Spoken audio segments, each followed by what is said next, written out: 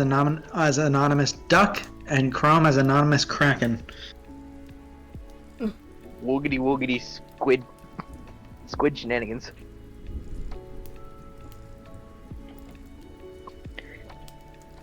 And then there's me constantly logged in, so please do not dox me. What makes you think I would do that?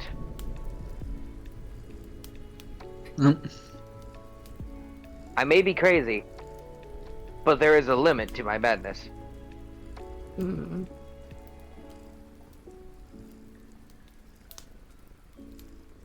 I was crazy once. They put me in a room, a rubber room.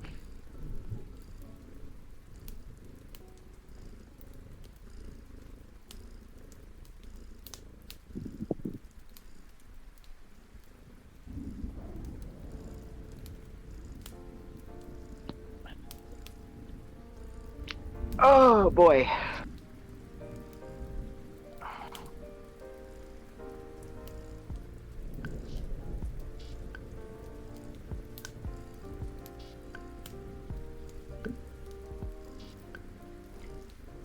I'm hearing the Jeopardy theme in my head.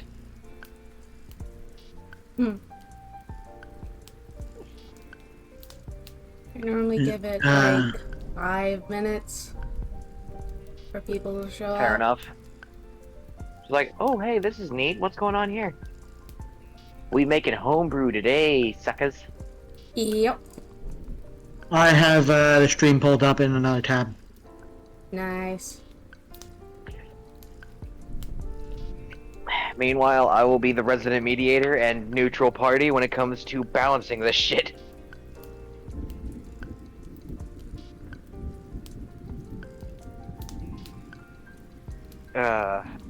But we will get into all of that soon enough.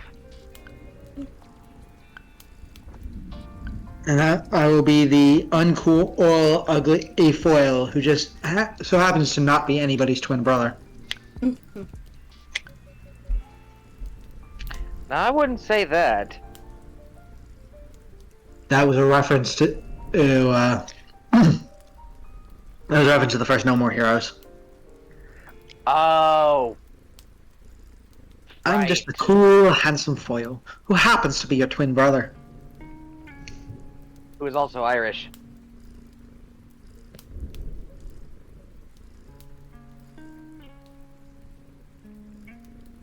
I don't know why, but it's just like, who happens to be Irish made me think of, I'm Scottish! I mean, very similar neck of the woods. So what can I do for you, follow O'Malley O'Connell, Carol O'Reilly, O'Brien O'Sullivan, who's also Italian? Who happens to be it? Tell me, Anderson, what is it that you wish to do? Honestly, all the Abridged series are great. Yeah. Yeah. Just hearing, I am Scottish just makes me go, I miss Simon.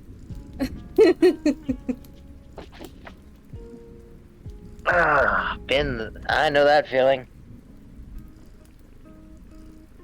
I'm a Scotsman in love with an English. I mean, my ancestors are spinning their graves fast enough to power a cruiser.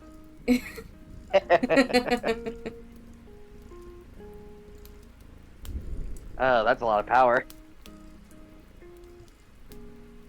Well, to make a reference to LSP, Scotland, who hurt you? Trick question, England. Yeah. Mm-hmm.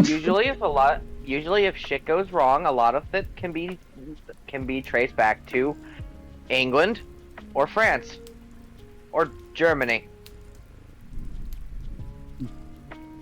One of those three. Mm. Or Italy. Just Europe in general. Mm. Yeah. That particular OSP reference enters my head from time to time. Scotland, who hurt you? Trick question, England. Yes.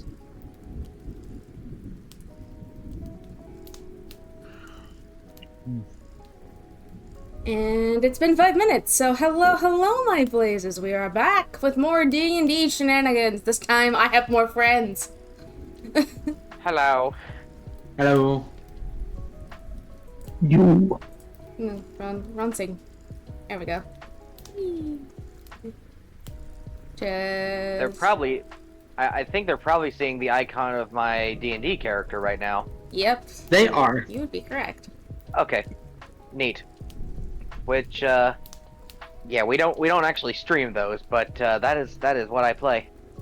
Yep. And they're also seeing the art of Sass's character for a game we haven't touched since the Neolithic period. Mm-hmm. Yep. Yeah, Someone has it to has get back to. Would be, but that server no longer exists, so we'd have to remake it. But yeah. Okay. It's okay. Well, I'm just saying eventually, it's something that would happen now. But, yeah. all right. Well then, Alrighty, but I with that believe- being said, it is time to start. So, we're gonna be bouncing around a little bit because, the subclasses are very repetitive. So we're gonna be moving the abilities and renaming them and everything to the main class, somewhere, or taking them out entirely. It depends. yeah, this class is getting an entire overhaul. It's like, don't get me wrong, I like what it's going for. It's got the spirit. It's got but the spirit. It's not. But it's like it's very one note. That needs to be fixed. Yes, exactly. I was just like, when you started to skip over all the stuff, I'm just like, well, that's a problem. Yeah, that's a bit of a problem. There's some things that need to be adjusted And the here. fun thing is that this is in the middle of it being play tested, so everything's gonna be flipped on its head. Sorry, Sass. I That's hope okay. you're gonna be okay. Yeah, it's like you're gonna be fine. Don't worry about it. You just have to relearn your entire class. Yeah. I mean, he's here for the adjustments that we make, so Yeah. And it's not like we're Keeping in dropping it mind- all over the place. yeah, I am the resident third party here. I have no idea what any of the lore or anything about any of this, any of the archetypes are. So I am just going to be that neutral party that kind of helps to maintain balance among all of the subclasses as we work on them. Mm-hmm. Pretty much. And Mostly also trying call to keep me and us Sass in out. check. Also call us That out too. if we're being too favoritism towards our subclasses. Yeah, because you all know which ones that you had characters for back in the Yep. past. For me, But, I have three. I have three of them because all three were NPCs. Except one Yeah, of them is my so- favorite. Yeah, so I'm probably gonna have to kind of keep my ears open and just be like, hey, wait a minute. Yeah. So, Bit shocked. first things first, I did see your message, Dan, of the idea of choose any three for skills, and then the last one is through your subclass. That- And what say they? It could be interesting. I'd We say it'd just probably have be a little bit to fitting. narrow it down to which ones you could choose from, because if it's choose any one, then it's just like, Yeah, I was gonna say, I was thinking before of which specific skill that each bloodline would get. So Yeah. I've already got. Hmm? Oh. Who died? Sass died. Did the... Yeah. Is your internet working, Chief? Yeah, it is. Discord's not. Discord is Oh, not. of course. How Discord many is fingers am I holding up? Middle one, Nope. as usual. It's pointed at yourself, as usual. Nope. Middle and thumb. Thumb's not a finger. Bite me. We are not getting on this argument today.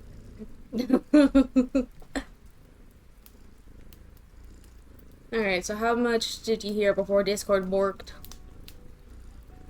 Heard about the idea for skills. I honestly think we should just say, give them a list of 3 skills to choose from, like the other classes do. That's fair enough. I had Yeah, it's one specific skill in mind for each, but choose one out of a preset also works. allows for more build diversity and everything like that. Hmm. Fair enough. You see where Like a my brain is warlock. coming from at the very least. Okay. Alrighty. Yeah, So for Anyway. the base class, it's choose any 3, and then the subclasses choose 1 from these 3. Right? Is what I'm getting. Yeah. Yeah. No, it's choose of these 3 for the class itself. Like, I don't think any other subclass gives. Like, I know some subclasses do give skills. It really doesn't make sense in terms of all things. In terms of things, because like, yeah, I can understand like the hunter giving like survival. Hmm. That perfectly fine, but what about like death or storm? Death, I can really don't have actually answer both of those because I was thinking of both of these. Mhm. I was thinking for death, it would be religion due to the association with Munos, and for storm, it would be a Arcana.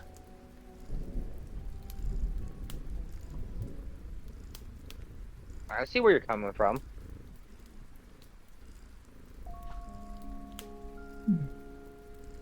Okay, I could see those. Yeah, I actually was spending some time thinking about this morning, so.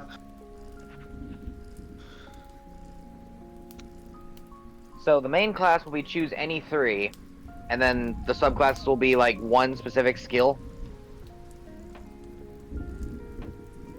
Is that what I'm understanding here? It's an idea to keep to the side for now at the very least.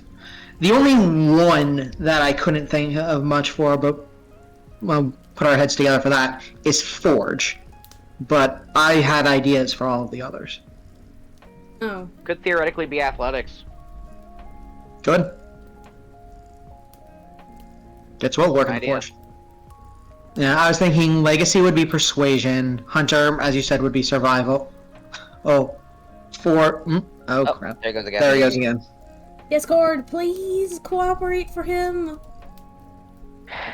Alright, I volunteer that we sacrifice Chrome. Hey, wait, no, wait. Discord fuck up again. Discord keeps fucking up for some reason, and I don't know why. It is cursed. Are you on your phone or on your computer? I'm on my computer. Alright. That's the worst part about it, is that I'm on my computer and it's still fucking up. Yeah. That you understand why I asked. Mhm. But yeah, Very strange. I did have ideas for which skill specifically all of them except Forge would get, and Chrome pitched athletics for that, which does work. Yeah. Yeah, I was thinking Legacy would be Persuasion, Hunter, like you said, Survival, Forge, go with Chrome's idea, Athletics, Storm, Arcana, and Death, Religion. Works for me personally. Seems like everything's on the up and up so far. And if we don't want to end up doing this, totally fine. I'm just giving my 2 cents. Your 2 cents are valuable here.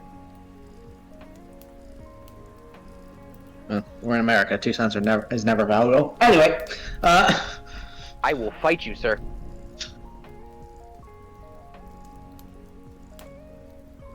Anyways, though. Yeah. We have some options here. Mm-hmm. If we want, we can circle back around to the idea if we want to. Yeah, if you want to fiddle with that a little bit more.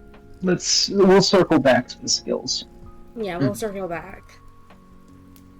For the equipment, one thing that I did want to bring up is like, for the first one, chainmail or leather armor plus longbow and 20 arrows. It feels like there's you're more, what's the word? It feels like it's kind of loaded to one side over the other. I will actually stand up for that, because that's pretty much the same thing that it is for, like, fighter. Oh, is it really like that? Yeah. Jesus Christ! I need to look at the fighter thing again. Yeah. Fighter, your option is chainmail or leather longbow and 20 arrows. It's literally that exact. Oh, Hang on. okay. Ah, yes, I see. That is literally just. I just realized the starting equipment for Magicshield is exactly the starting equipment for fighter. Yeah, because I literally copied and pasted, like, this will work for now. Yeah, I did not consider that. Fair enough. I rescind my my point.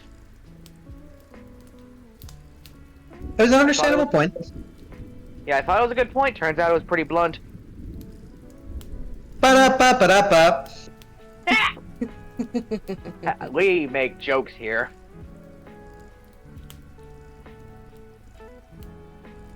Alrighty, but that is equipment. I believe we can kind of leave that there for now, as well. Yeah, equipment is good. Fighting style Fighting's- is going to remain the same because it's quite literally you get it at first level, so... Did we want to add any like Unearthed Arcana or like a couple of the other like fighting styles that they added recently with recent books and everything? I don't think we need to have the full list of fighting styles. At least not yet, but...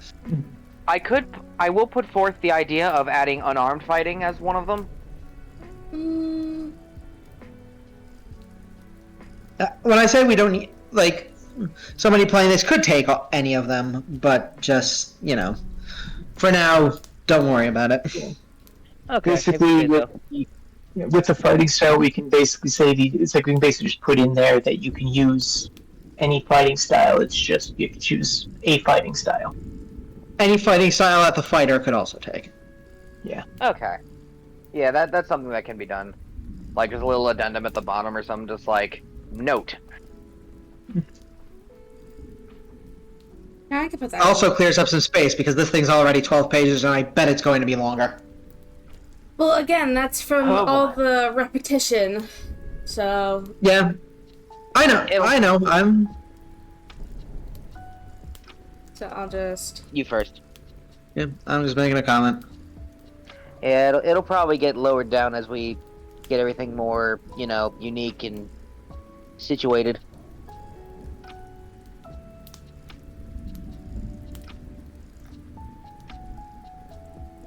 There we go. Perfect. Note.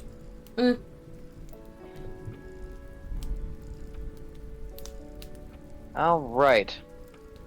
So my question here is, do we want to change around the order of some of this stuff? Like, for example, like with what level should they Yeah, get their there you go, yeah. bloodline? Oh no. It's being a pain in the ass today.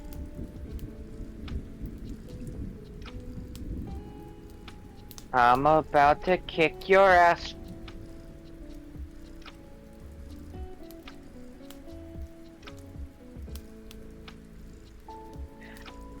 Discord, please. Oh my goodness, yeah, Discord is not liking you today, Sass. It really isn't for some reason, and I cannot figure it out. Because internet's fine, everything's good. Discord's doesn't need any updates. If I could put forward a possible fix, the suggestion. Try getting in on your phone and restarting your computer, see if that does anything to it. Well, that's the thing. Before I even booted up today, Mhm. the computer was shut down. Fair enough. Strange. I was only trying to help. Yeah, you're good. There we go. Alright, so we're moving on to what? My question was if we wanted to fiddle with what level people get it at. Do we want Magicshield Bloodline to be expressed, like, immediately, or do we want it to be at 3rd level? I think it can be level 2, and we have the weapon type ability. Instead of being repeated through every subclass, you get one based on your subclass. Here's the list. Yeah. You can change it based on your subclass. Here's the list of what it changes to. No need to write that over and over again. You know what I mean? Yeah.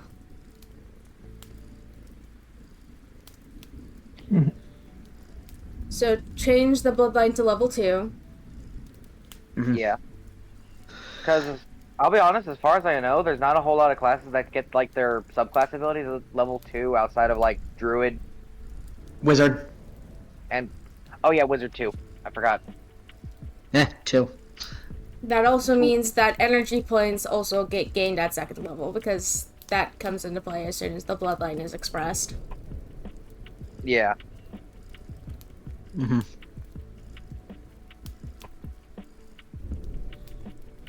Which is handy. Mm-hmm. Yeah.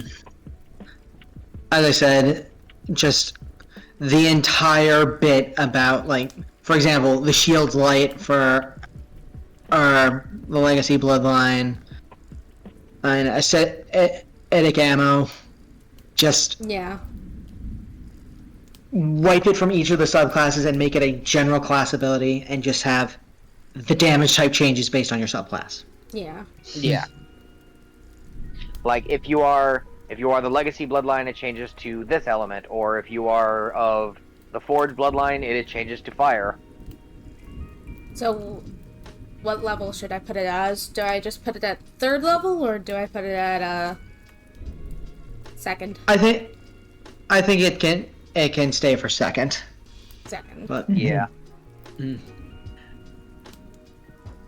I think the Yeah, Bloodline magic that can stay for 3, because, like, Yeah. 2nd level flavor wise would be like kind of like you are starting to awaken to your specific bloodline. You still don't really have everything over it yet. 3rd level, now you start going through, like, being able to use the magic associated. You know what I mean? Yeah.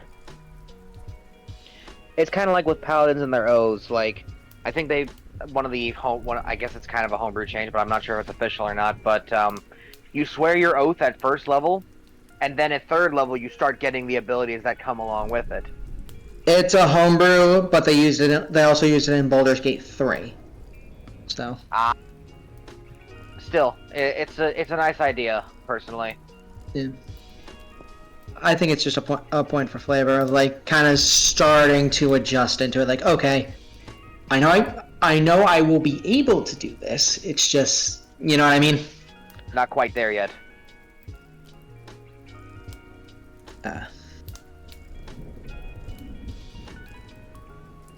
And it's all up to you, Zoe. You are the creator. You're the one who's building this. Mm-hmm. I'm just giving my take on it. It's a good take, though, to be fair, at least in my neutral opinion.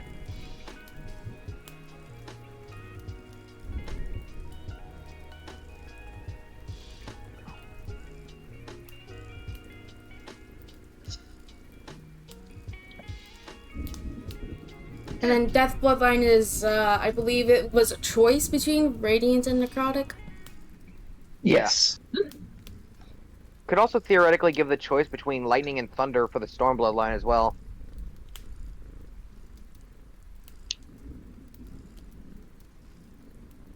I don't know how a weapon would deal thunder, because that's usually a sound.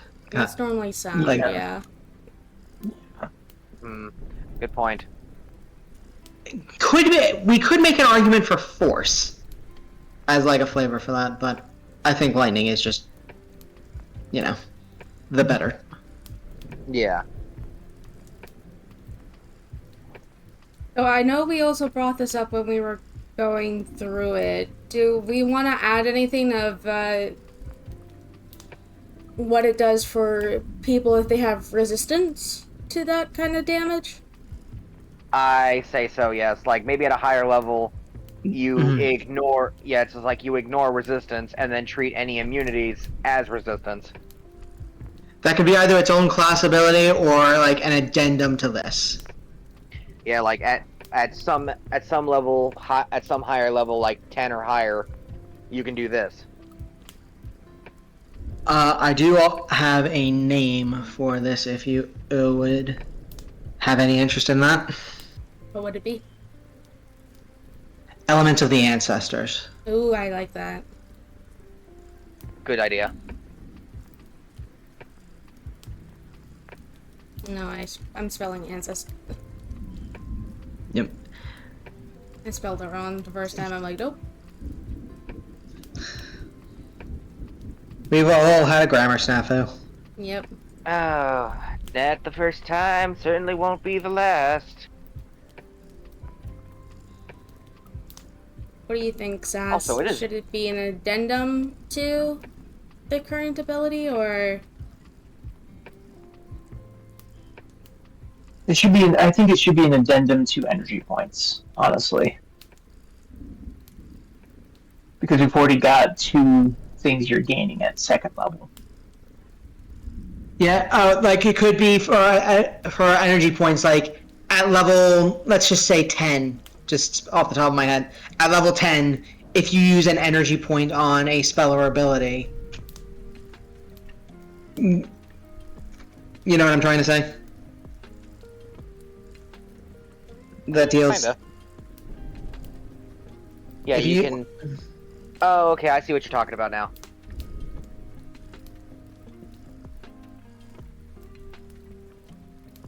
Like, if you have an ability or something that allows you to do that specific damage type, you could spend an extra energy point in order to bypass resistances.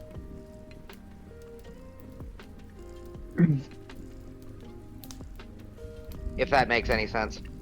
Mm-hmm. So that's an addendum to energy points. Yeah. Or, yeah, It's an add-on. It's an addendum to energy points.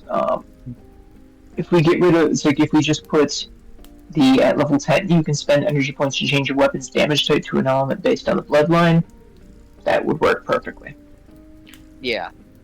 Oh, so... just take the element of the ancestors and put it into energy points, basically? Yeah, basically, we delete this here, the element of the ancestors, and just say at level 10 you can spend an energy point to change your weapon's damage type.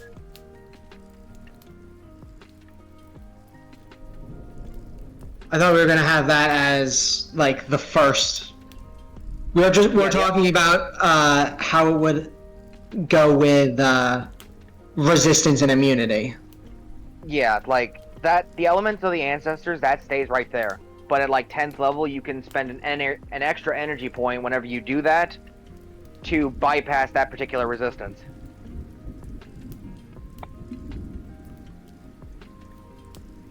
I don't like that.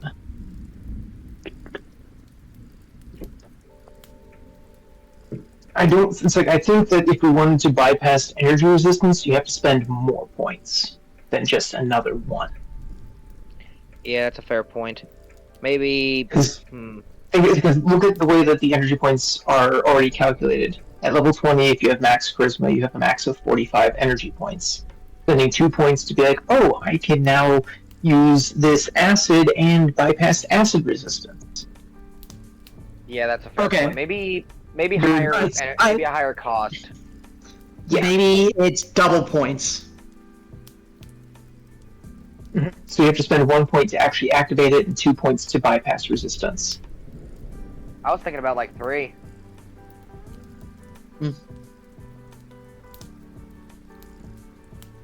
Considering, like, at max charisma, max level, you got 45 points to work with.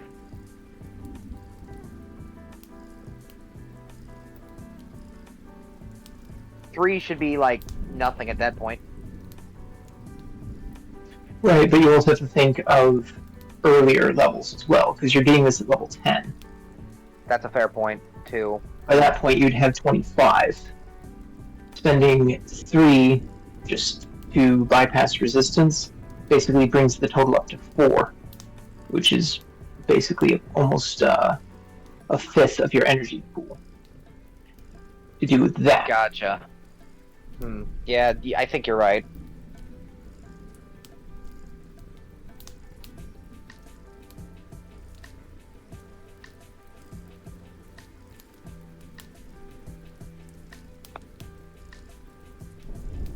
Any other things that we need to discuss about this ability? I don't think so yet, but we can always circle back to it. Well, Yeah. I'm gonna have to put a placeholder so we don't forget. Fair enough. Fair.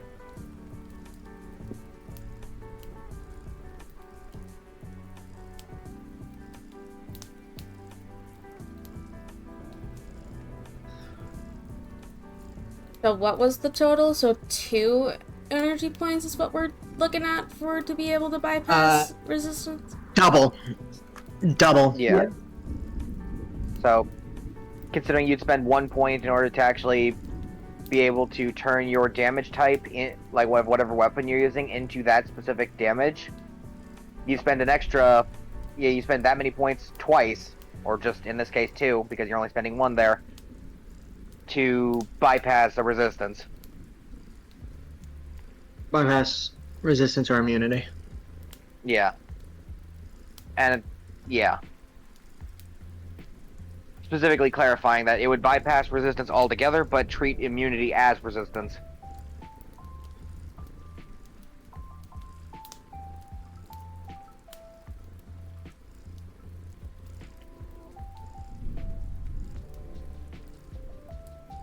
Then at 14th level, you can say you can spend double again to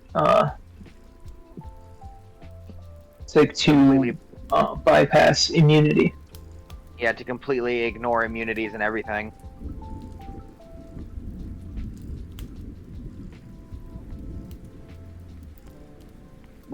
Now, the other question I had was, is that going to be for like the whole round, or is that for one attack, or how, how is that one attack? Yeah. Okay. If you do it for the entire round, it's just going to get way too overpowered way too quickly. Okay, that makes a lot of sense actually. Yeah, that was the question that was kind of nagging me for a second. I was just like, wait a minute, how long does this last?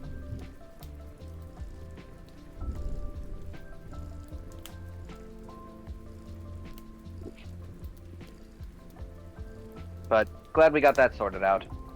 And then I will just quickly go down to each of the subclasses and remove the Remove that part. Noticeably, it says a free action. Is a free action too much to change your damage type? I would say change it to bonus action. Okay. I was gonna say the same Yeah. thing. Yeah, bonus action. And I'm pretty sure that like damage alteration would only last until you actually take that attack. Or for like however long what's a good time limit? Like either until you take your next attack or this much time passes. Or if you're spending your energy to change your weapon's damage type, you're doing it when you're attacking.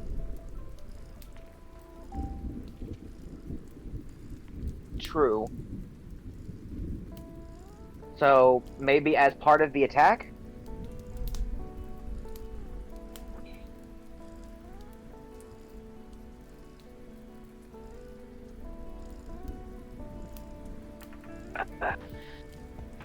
Man, who knew that creating a D&D class for homebrew would be this difficult? Huh. I knew. You've made one so far. Same This here. is the second one. I've made 3. It's difficult to get everything balanced properly. So To get everything perfectly balanced. It's As all so we things should spend an be. energy point as a bonus action to change your weapon's damage type to an element based on the bloodline you chose. I think Leave it can be back. for proficiency number of rounds. No, because Element of the Ancestors to me feels more like a Paladin's Smite. It's not doing any extra damage. It's just changing the damage type. That's Yeah, that's for. all It's still functioning similarly to Smite. You're using the energy points to change your blade to do something else. Bonus action to use it for the attack. Though, to be fair, paladins don't need to spend a bonus action to do smite, like their divine smite specifically. The other smites that are on the paladin spell list, yes, they do take a bonus action to do that. But the actual That's like what, divine, and that's what I am talking about. That's what I am talking about. It costs them a bonus action to do the smite, and then they get that smite for their next attack. They don't continually have it for the entire round. right? Yeah, but those smites also have extra damage and effects beyond just the changing the damage type. Yeah, they do extra damage plus have a specific ability a lot Could make associated it with them. could make it half proficiency, rounded down. So initially you only get it for one, then you can start getting it for more higher levels. Yeah.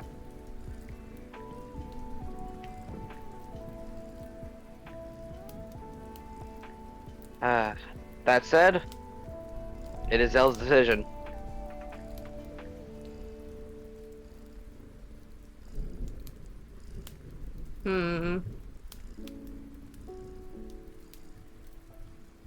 What say thee?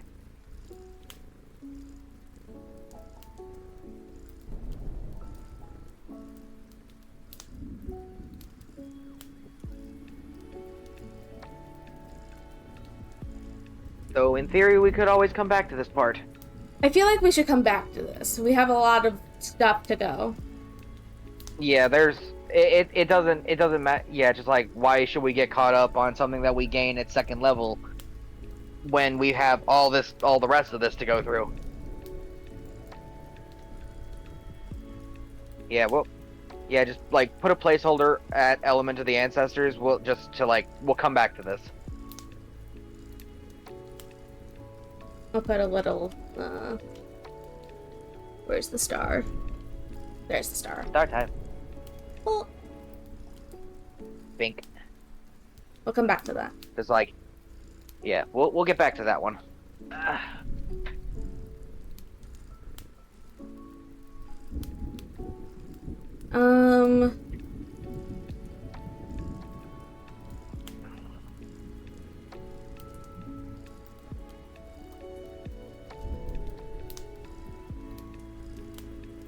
Magicshield, you gain the shield spell, you can use an energy point as a reaction to cast it, you can use this ability up to your charisma modifier for a long rest. I don't feel like we need to change that.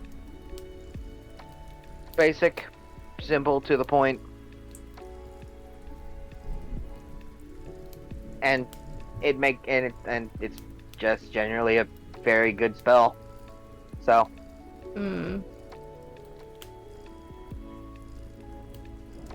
yeah, being able to only do it a number of times equal to your charisma modifier per long rest, just it doesn't seem too over the top. So at the height, at like max charisma, you can do this 5 times a long rest, and that, to be fair, that can go a long way. But on the other hand, do you really want to be spending your reaction casting shield every turn for 5 turns? That is up to the player. Exactly. The choice comes down to the player in that one, I think.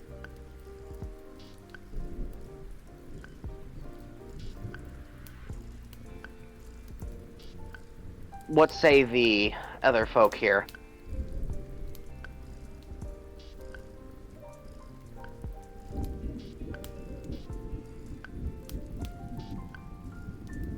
I think the magic shield itself is perfectly fine. Honestly, What about you? you gain, first. so you have to use an energy point as a reaction to recast it, so you can't cast it multiple times, like, in a row. This shield spell ends on your turn.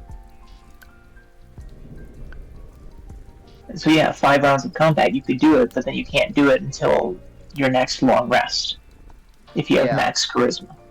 And also consider, there is always that possibility that an enemy crits, and it's just like, what the fuck's that shield gonna do anyway? It's a risk-reward system. Yeah. I feel like it should be I think for the magic shield, one addendum that could be done is that you have to declare it before the attack is rolled. Possibly. Oh, technically you're supposed to do that regardless. Oh, well. Fair. This is true. You technically have to use it did it that way regardless. I completely forgot about that. Because it's in the shield spell. Fair point. Okay, that dissuaded any sort of, like, possible changes we could make from my head.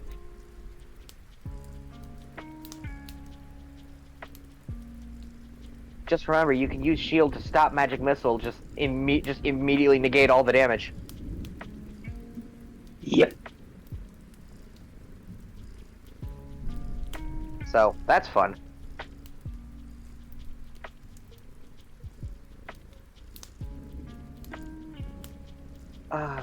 What about you, Dan? You guys have basically already covered everything that I was going to say, so. Fair enough. Next. Bloodline magic.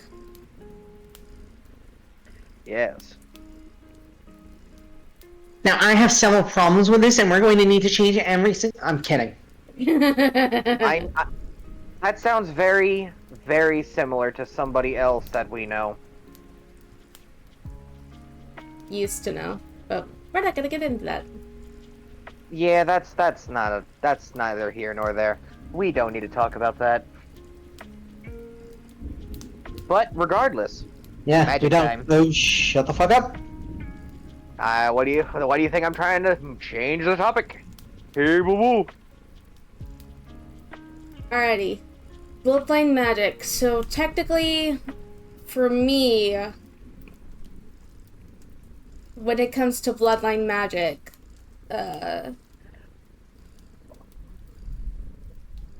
technically, I could see the magic shield being like a half caster, but not like a full one. Yeah, I'm thinking probably like either a half caster, probably. Like, they can get up to a certain amount of spells, but they can't get, like, all the way up to, like, 9th level spells. Like, none of that. No.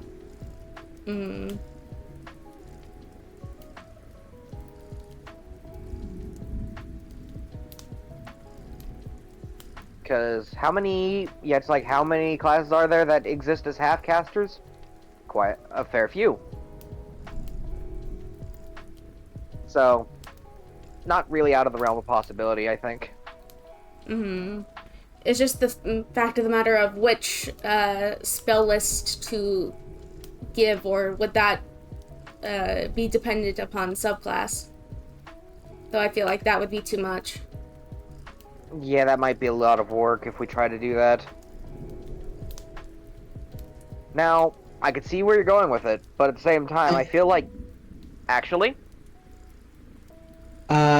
I was going to say, given the source of Magicshield powers, I think probably sticking with the cleric list is... Yeah, I think the cleric might be the best bet, because it can consider... The clerics have so many domains that cover, like, a lot of the things that are in the archetypes that are currently here. And the in-lore origin of the Magicshield class. But, again, that's my take.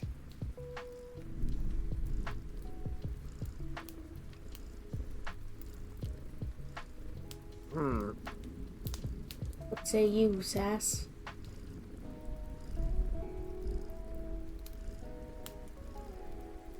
I would say switch it from cleric to paladin. Limits the spells. It's like limits the amount of spells we have access to, keeping it as a half caster rather than going full cleric, and still gives us access to a lot of things through the magic there. I mean, to be fair, we are only half casters, so we're not going too far. We're not going too crazy with the spells. Now, I had an idea. I don't know if it'll work, but I had an idea.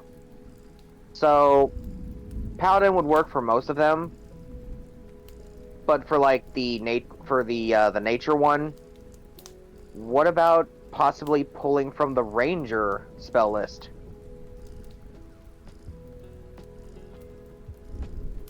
I mean, that's what its bloodline magic is for. Yeah. True. I It's still like say you- the cleric because it has a bunch of generally valid spells that are in flavor, and then if we want to add like the smite spells, we can mess around with like the spell list for that. Because as Chrome said, it's even if we do like pull from the cleric spell list, it's not exactly going to be going the entire way. So, okay. How about this? We create a specific spell list for the Magicshield. I mean, I've done it with Seer. The idea is there. Let's all say the mighty refrain again. Let's come back to this. Oh no, let's not come back to this. It's like, let's not come back to this because we haven't actually settled on nearly anything. Yeah, this is true. Fair enough. Sorry. I had like 3 hours of sleep last night, so brain is being bad brain. Brain is being the mush mush. But we have a couple of ideas forward. We could either choose a spell list based on whatever bloodline we choose, or we could make a entirely unique spell list for the Magicshield overall, and you could just choose from that.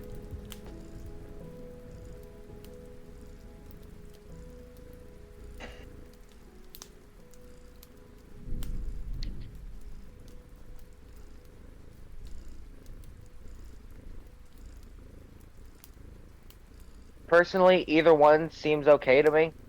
Like, it just depends on... What if we did this?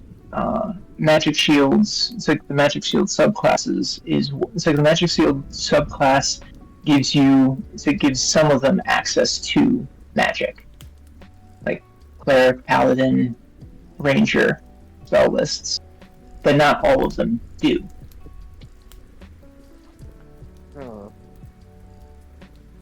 Yeah, but at the same time, that would lock off, like, a couple of other ones.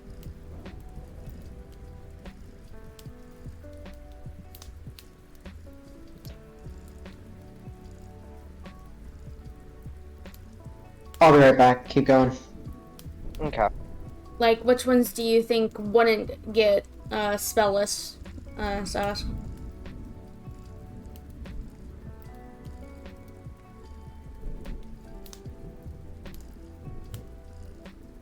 Forge and Legacy wouldn't get spells. Because that would be... Well, to be fair, they would probably only pull from the cleric one anyway. Considering, like, Forge Domain was a cleric domain, and... What was the other one? Legacy? Mm-hmm. Yeah, that one seems more like cleric/paladin to me. The biggest thing is the Death Domain can only pull from Paladin spells. I see. It Why? can't. It literally cannot pull from any other spell list. Is there any particular reason as to why that is, or do you just... Is that just a change? No, because the original person who created the Death Domain for this Magic Shields is a Paladin. Morgan was a Ah. paladin. He can't pull. It's like he couldn't pull from cleric spells. Gotcha. So it's an in-universe reason as to why they can't pull from the other spell lists. Exactly. Okay. So if we decide that we want to give them, like, do the half-caster stuff, we have to basically kind of tie it we have to tie it to paladins, or we have to do it specifically for each class, Right. or each subclass. Okay.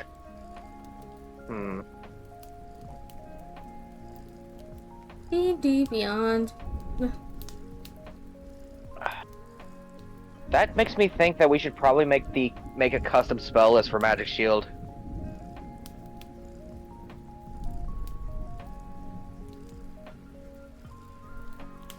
Pulling from like the various half-caster spell list. Agreed. And I will raise one other point, Sass. That by this point, it's kind of I was gonna say homogenized, but that's not the right word. But like, all of the originators have kind of coalesced into the base class. You know what I mean? Because, to be fair, in-universe, it's been 750 years. Mm-hmm. So, there's gonna be a little bit of, like, intermingling among the different bloodlines. No, actually, well, there would be some intermingling, but there would actually no, there would not be. Okay. Because at the end of the campaign, there were really only 3 people who used Magicshield powers. Morgan, Kai, and Keela. Kai and Keela had kids. They went through the rest of the Magicshield bloodline. Morgan made the Death bloodline for that. They aren't homogenized because they're quite literally 2 separate families that are related. I'm just thinking about, like, the current, like, in terms of the current timeline. Kai is still around. For 1. How For old? 2, Jeez. for 2, the Magicshields and the Maginar houses never had. It's like they were never conjoined before. It's like they were never conjoined after Morgan and Fila's wedding because they're cousins. Fair point.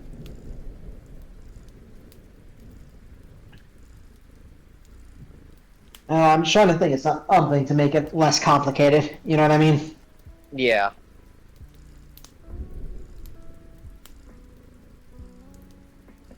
I will hold my tongue. Let's do this then. Instead of going through it one by one, what are the points that are the most repetitive?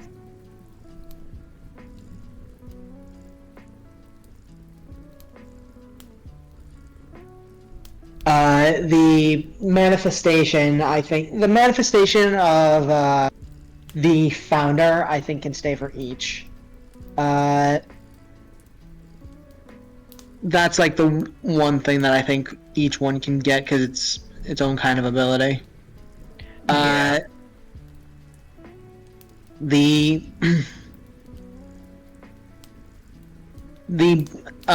Nature's Punishment, Blade of Light, like the spending energy points to do extra damage of associated type. That's repetitive.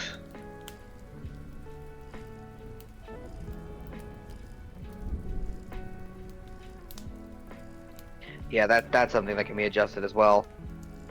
Let's see here. The parry is repetitive. Yeah, the parry is also Yeah. repetitive. Yeah, there are a few things that can be, consolidated down into like one specific like text block, I think. And I think some of like the base class abilities can be removed to make room. Yeah.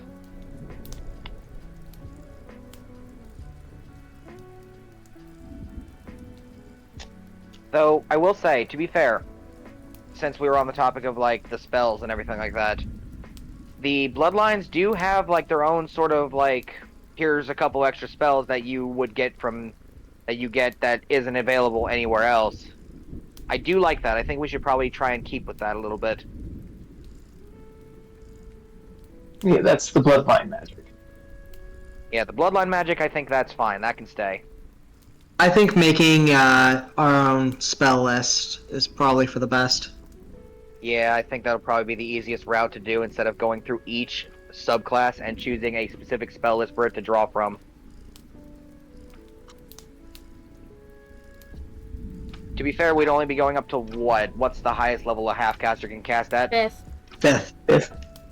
Okay, so basically going through the various spell lists, picking and choosing various spells that would fit for those specific bloodlines of the various bloodlines that we got, and then creating one full spell list up to 5th level.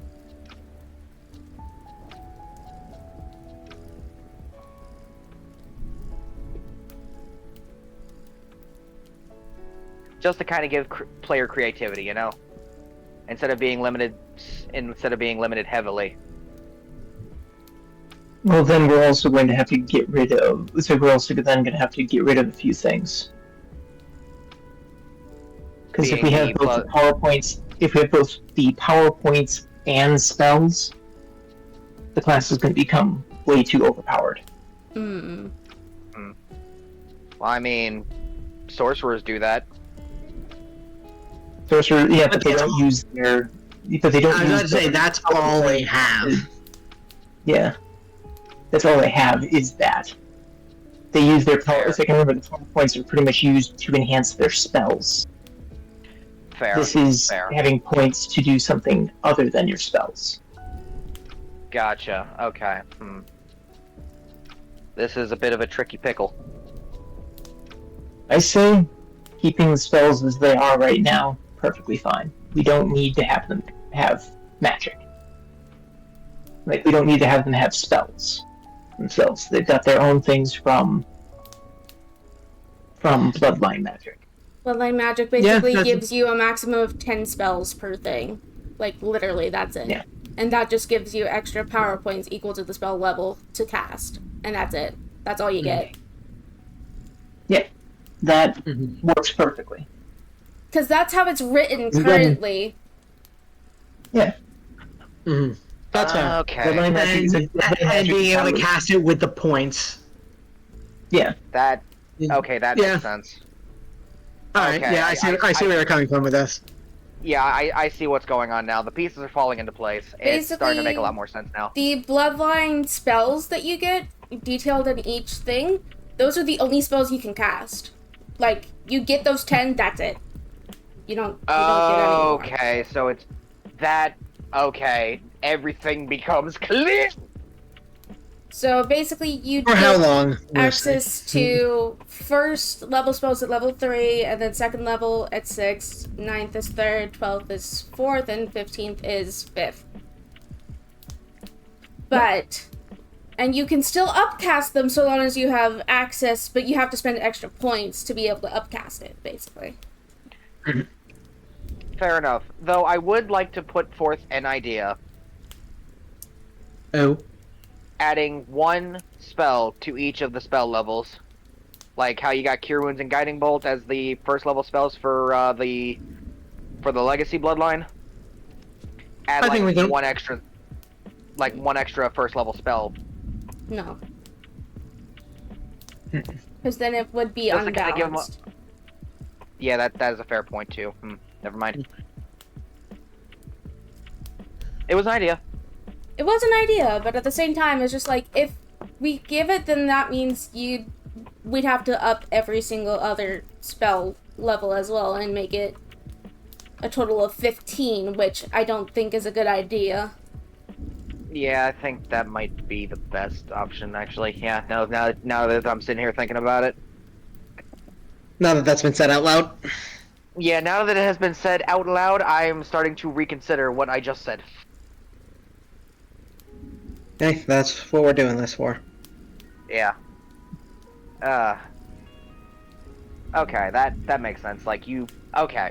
Yeah, you I gain understand access to those spells at those levels and can cast them still with your energy points equal to the spell level. Gotcha, okay. So, like, spending 5 points for a, say, example, Legacy Bloodline character, have access to their 5th level spells. Spend 5 points to mass cure wounds. Mm-hmm. Okay, that makes sense. So it's I wouldn't say it's it's kind of a caster, but also not. Wait. What was that one monk subclass that could do something similar? 4 elements. 4 elements, Yep. yeah. Something similar to that. Okay. It makes perfect sense now. I understand everything. Well, not everything, but like, you know what I mean. Mm. So we're just leaving Bloodline Magic as is. We're not adding any other spell list. We are just keeping it like that. You get these 10 spells, that is it. Yep. Okay, that makes sense. Because otherwise it just gets too complicated and we don't need that. Yeah, just like, and plus, I mean, to be Nobody fair, got time for that. yeah, I mean, to be fair, we were basically talking about like, hey, what spells make the most sense for each bloodline? They're right there. Mm-hmm. Alright, we have that settled on. Yippee! We finally settled on something. And it's to keep it the exact same thing. It only took us. How long have we been doing this? We've little over been an hour going for a now. little bit over an hour. Ay. Yeah, this is gonna take a while. It's fine. Yeah, we'll be fine. Ability score improvements, that's literally the fucking standard for every class, so I don't think we need to touch that. Mm. Yeah, no. Are you using the standard ASI or are you using the fighter? You did copy, because the fighter does get more. Okay, you're using the No, standard. this one's Alright. the 4, I'm 8, using 12, the 15, standard. and 19. Okay, I just wanted to double check and make sure. Yeah, I'm fighters not- get a little I'm not- extra because... I'm not yeah. copying Fighter to a T. It was the basis for it, because that's what Keela was in the original, but... Yeah, I figured as much, I just wanted to be sure. I apologize. All good, all good. I will step back into my corner. We just make some adjustments. I'll step back into my corner. Hey, you are part of this council. You are part of this council. But I'm not the rank of master. Yes, You'll- you are. I grant you the rank of master here and now. anyways. Anyway. That always references to one side. Extra attack, I think that's fine as well. Like, at 5th level, that's fine. Yeah, it's standard extra attack. Mm-hmm. Yeah, it's like, that's no big deal. I mean, it's a more martial focused class anyway, so. Mm-hmm. Next up, Cracked Shield. Which I believe everyone said they liked, because it was more RP focused than actual mechanic focused. Yeah, it's like, Mhm. it's story driven rather than like mechanics.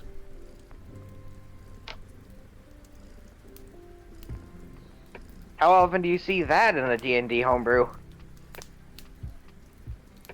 Not often enough.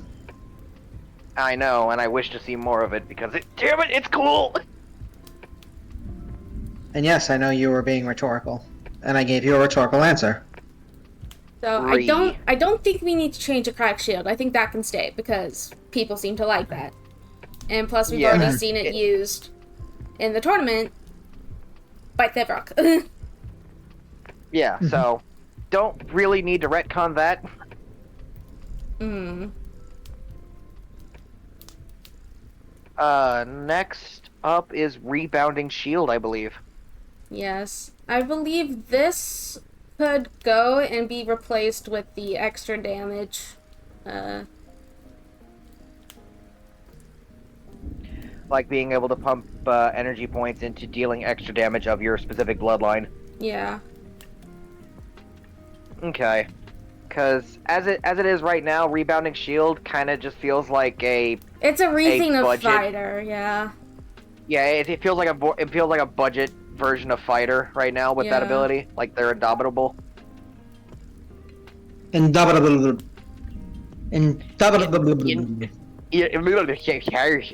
English is a bastard language. Indubitably. Yes. Indubitably. Re.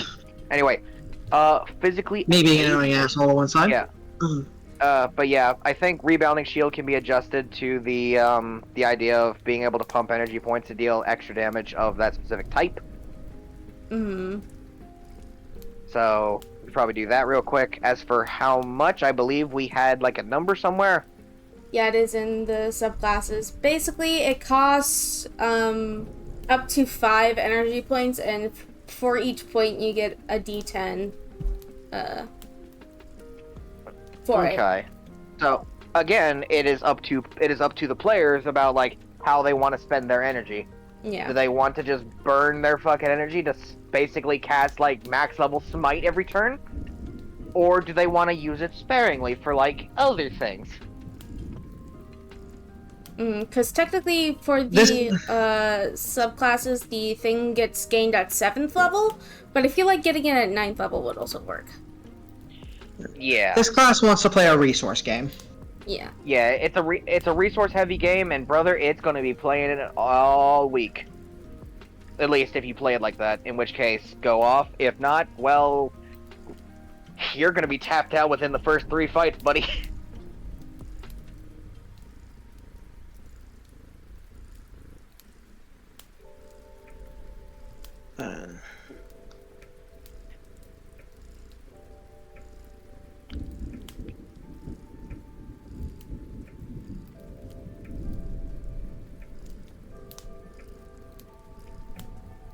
Though that does give me a bit of an idea for a capstone ability.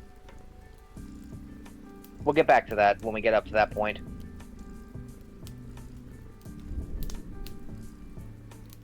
That being said, do we If I want to move recall, on to the next? The level 20 abilities are all a part of the subclasses. Yeah.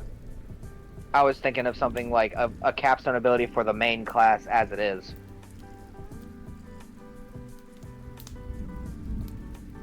If anybody is curious, basically the idea was if you're out of energy points, you could start dipping into your health bar.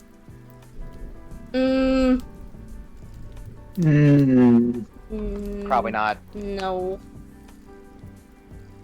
No, I think I agree with them. I think I get the intent, but Seems like it might be doing a little bit too much there. I mean, to be fair, you would be playing a even further a resource game with your own life total, but do you really want to do that? especially if you get like tough and real high on health. The only health point that matters is the last one. So That is a fair, very fair point.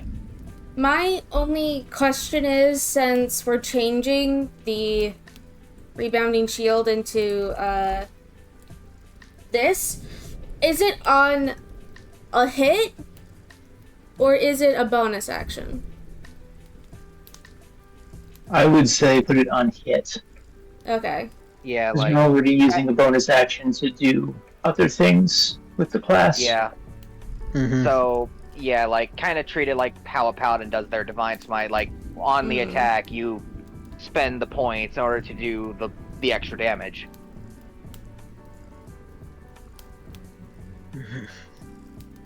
So it's kind of it's like oh god, we're creating a pseudo paladin right now, and I think that's cool.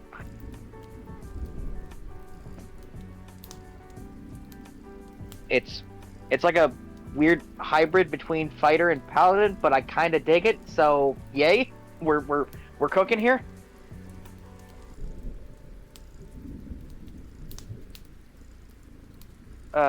I'm just rambling now.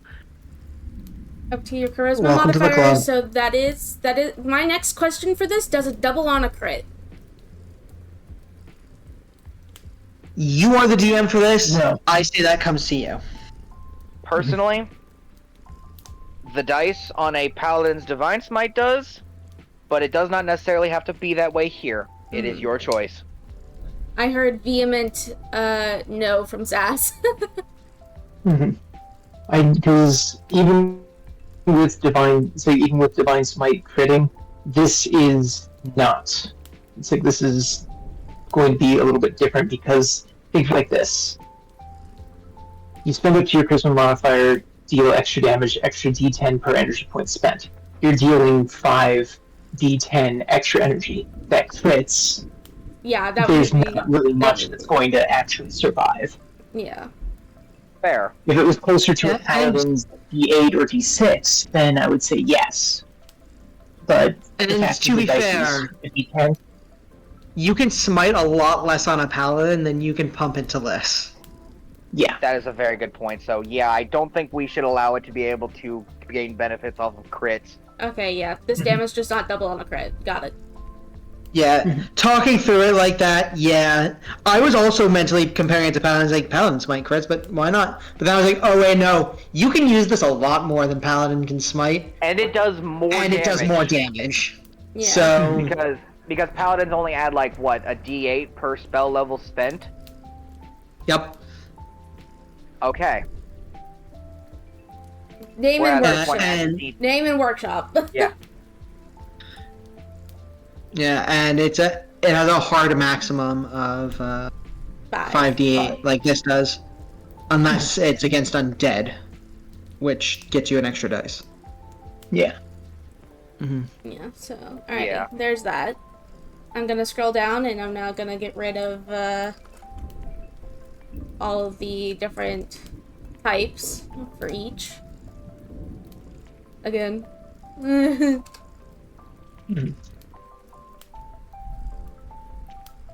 We're just slowly making our way through.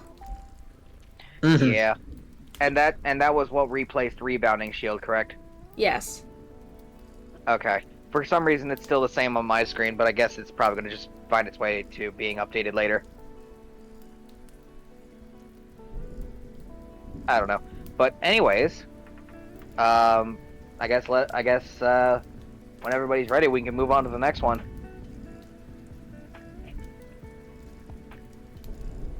Alrighty. So, physically able. I feel like that should be...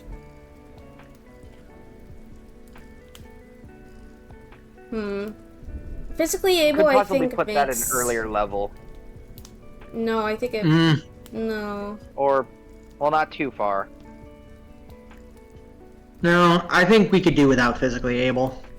Yeah, I'm sorry. Yeah, we could possibly just remove that one Probably- overall, because like, Probably... Because you're remove- already getting a bunch of strong abilities at 9, 10, and 11. yeah.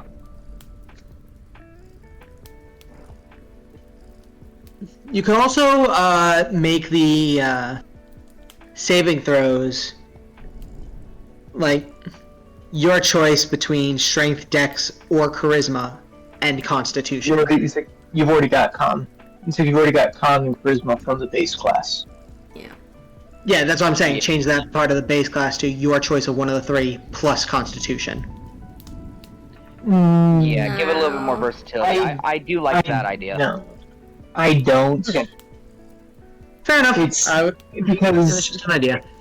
it is a good. It's an idea. I just don't think it works really well because it, like, getting an extra. Like, I like how it is right now because technically that is what the Magicshields were originally supposed to be. They were supposed to be fighters, but they're also diplomats. They're also people who go out to talk and negotiate. Having it so that you can, like, you just have, like, you get constitutions and can choose between them would work really well for other classes. For this one, I don't think so. Physically able kind of bridges that gap. That's fair. No, I think physically, thinking back to it, I think physically able can stay, because it's a good ability, but it's not, but like 9 times out of 10, it's not going to be like some massive game changer. It's a addition, it's a bonus, it's not something you're built around, you know what I mean? Yeah. I Yeah, feel like... actually keep in mind, as I said, I am on tired brain mode, so. Yes, physically able can stay. It kind of bridges the, like, oh yeah, you're supposed to be a fighter as well with this. Boop. Take your pick. Fair enough. Meanwhile, I don't think we have a lot of concentration stuff, so I think that can go, Steely concentration. Yeah, agreed. There aren't very many concentration spells throughout the various bloodline spell lists. Agreed. You agree with that assessment, Sass? So Steely concentration is gone. Plus, to be fair, the even if for something does have a concentration, literally the ability. Wait, no, we removed that. Never mind. Brain. Sorry, as I said, I am tired. I was thinking of still having the pseudo indomitable. Again, apologies. Tired. All good. Yeah. I feel like Shield Surge Compensated. could be replaced with something else. Because then it's just again default fighter again. Mm-hmm. Yeah, just like it's like you got your normal extra you pull attacks, something but from you the can spell also classes. yeah. Hmm. I think we can pull the parry Yeah. into that.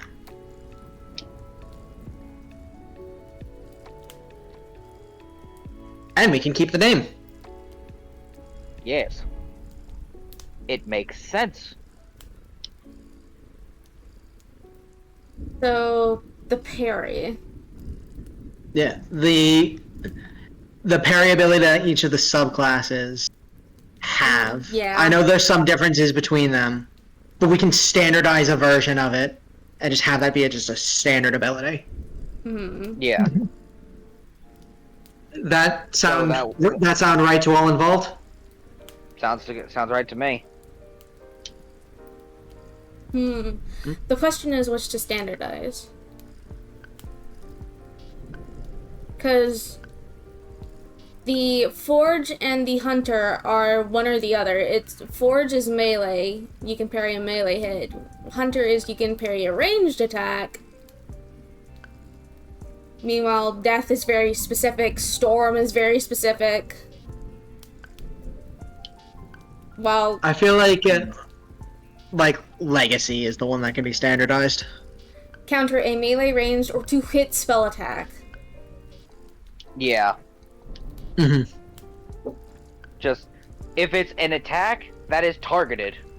That is either only targeting you or an ally in a 30-foot radius from you. Yeah. And it also plays into the resource game because it costs the most energy points out of the 5. Costing a whopping 5 energy points to do that. 4. No, 4. Right. Dirt. I did not scroll that far down. My bad. Yeah. As I said, I think that's the version that can be standardized. What do you think, Sash?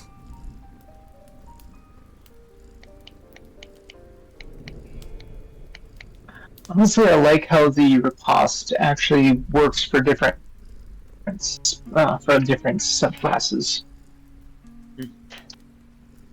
Because each subclass, it's like it gives each subclass a bit of extra flair.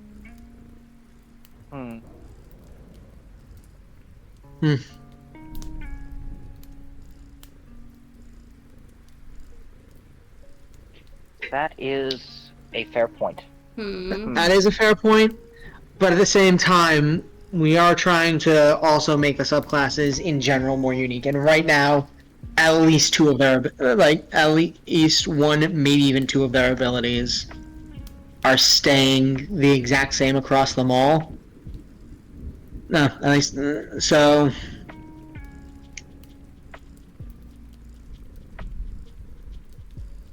Hmm.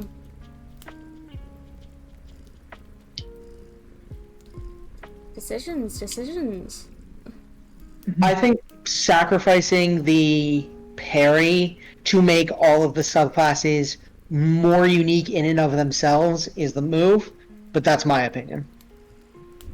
By sacrificing the parry, I mean making it a standardized thing for the full class and not unique to each subclass. Yeah. It gives us more room to make each of the subclasses even more unique than like alterations on a parry. Yeah. Honestly, I kind of have to agree with Dan on this one. This is like, this feels like one of those things where just like it would clear up a lot more room to be more creative with the various bloodlines.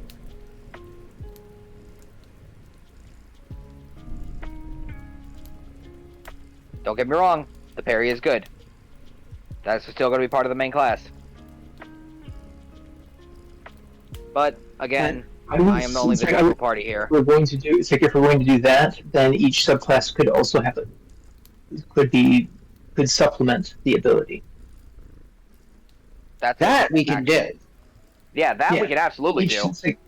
So each subclass would basically be able to say, "Oh yeah, you've got the parry ability at 11th level, but for your subclass themselves, they have special things for."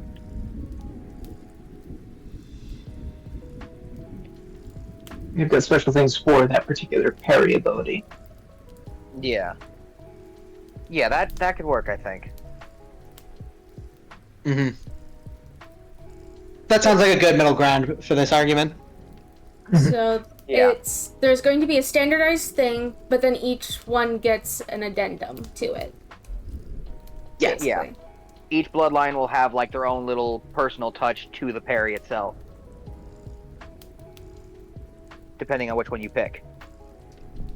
I have a thought for how what the storm could do for the addendum for the parry.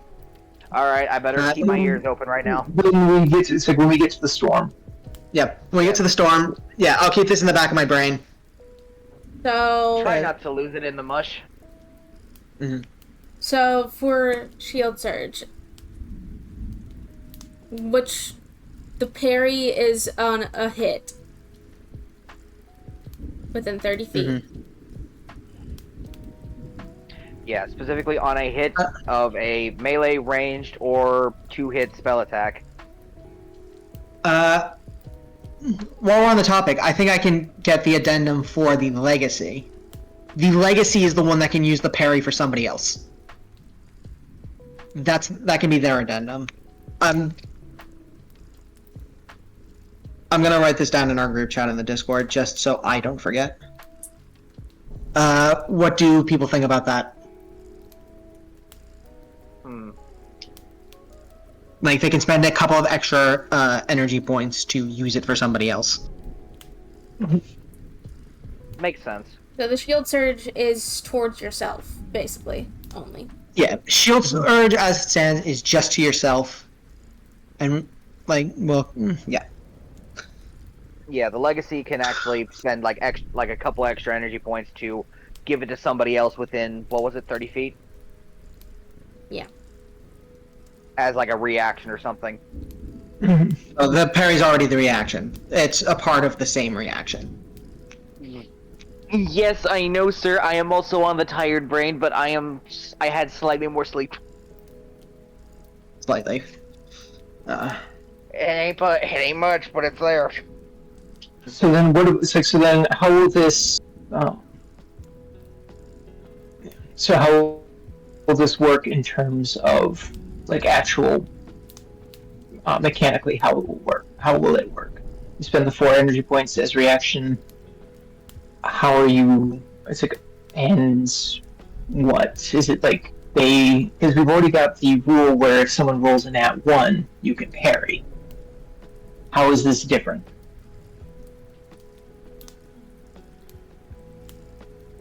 That's a good question. I would call it like, yeah, you get like basically like one extra one, but you're technically still paying. You're still paying for it. But then it would only, it's like then it would only activate when they roll an at 1. Okay. Here's what I'm thinking. Basically, you make a contested spell attack against whatever that attack is, and if you get higher, you do the counter.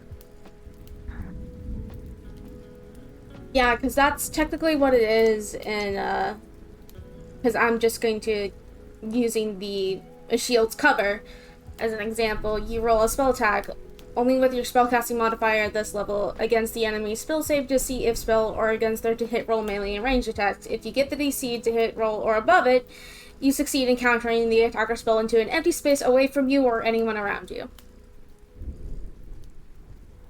I think for this one, I also think of how to make it different from our riposte rule, because I know this one can do more. This one is basically more of a risk and reward versus the nat 1 riposte.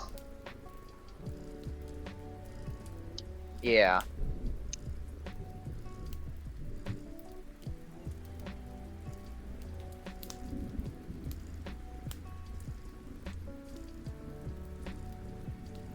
Maybe as a trade-off for this being riskier, because you're basically having to roll against them, you get the damage is like half what they would have done to you, plus 8 damage die of your subclass's type.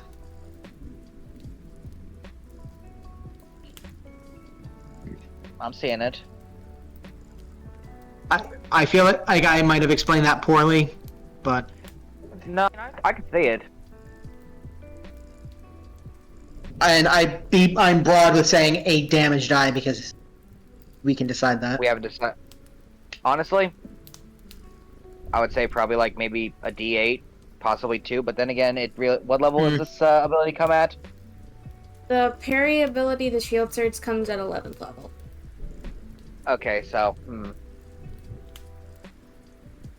I would say probably like a D6 or a D8, but yeah, probably like a D6 or a D8, I think as well. No, we should make it D10. After all, that's the same thing. fair enough. Wrath of the Ancients. The Cracked Yeah, Shield good is point. also D10s. Yeah, Good pretty point. much everything is D10s for this Yeah. class. Yeah, and D10 all the again, way down, half baby. damage plus D10 isn't the worst thing in the world. Yeah. So it's just like, if they hit you for like, unless they hit you for like, I don't know, fucking 300 points of damage, then yeah, that would be wild. But like, who is going to be hitting for that much damage anyway? Yeah. Okay, so just to try to get this sorted so we're all on the same page. To use this parry, it's 4 points and your reaction N. It's 4 points and your reaction N. You roll your spell attack modifier against their attack. If you get higher, you do half of whatever damage they were going to do to you, plus a D10 of your subclass's damage die. Of your subclass's damage type. Are we all on the same page with that? Yeah. Though I feel like you could probably also add like a third of your level or half of your level at a higher point, so that way you're not limited by like, say, a D20 plus 5. Because there are going to be some honestly, at higher levels, there are some decently high attacks, like 28s, 30s, and such. You get your proficiency bonus for spell attack rolls. That's what this is. Fair point. Fair point. I wasn't sure about that. Yeah. So, how does that sound to the assembled? Chrome, I know your opinion. I'm mostly asking for them because they have been quiet. Yeah.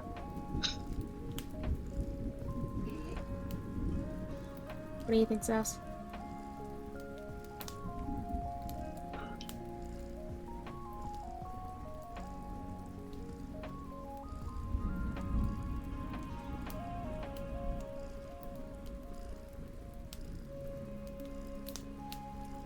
I can't tell if Sass is just quiet or if his shit's fucking up. Or both. Thinking. I'm Fair enough. thinking. Fair enough. Apologies.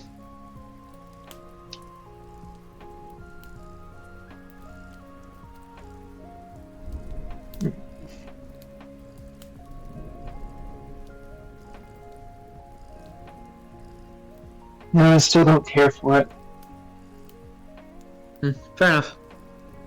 It. For me, it's like. Spend 4 energy points of reaction to parry melee ranged or spell attack aimed at you. That part's perfectly fine, but the fact that you're rolling spell versus their versus so you're rolling spells, so you're rolling your spell ability versus their attack doesn't. It's like it works, but it also doesn't because you're like, especially with it would work for the spell attack perfectly fine, but to parry melee or ranged, you should be using its physical abilities. That's fair. Okay. Yeah. Well, yeah. If that's the only change, yeah, that's fair. You Yeah, roll. it's like basically match the ability that's being used. Mm-hmm. So like Physical if to they're- physical, magic to magic. Yeah. That makes a lot more sense. I was kind of confused. I was kind of concerned about like just using spell attack for everything, but then I remember that brought up a good point.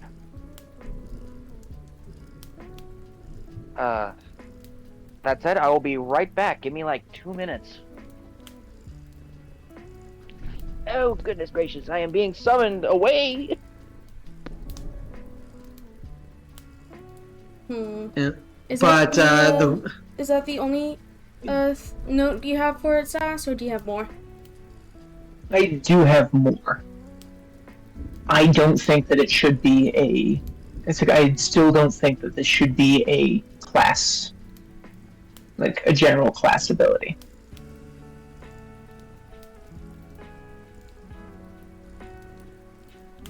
I think that it should be. I think it should be part of the subclasses.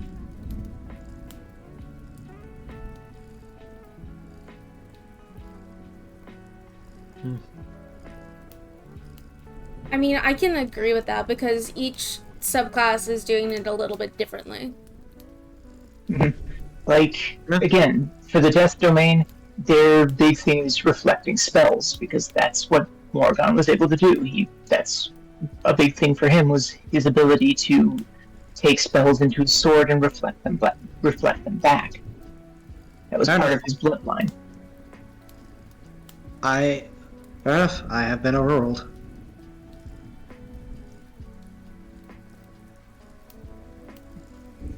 At least you see what I was attempting.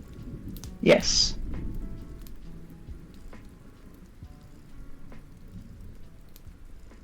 Yes, I do. And I apologize. You're good. You don't have to. You remember who you're talking to, right? And one day I'm going to beat you up for trying to apologize. What you're gonna do? Beat me up and stuff me into a locker? Pretty much. Like the nerd you are. I'm back. Where are we? It's like maybe start a pay-per-view channel, Nerd on Nerd Violence.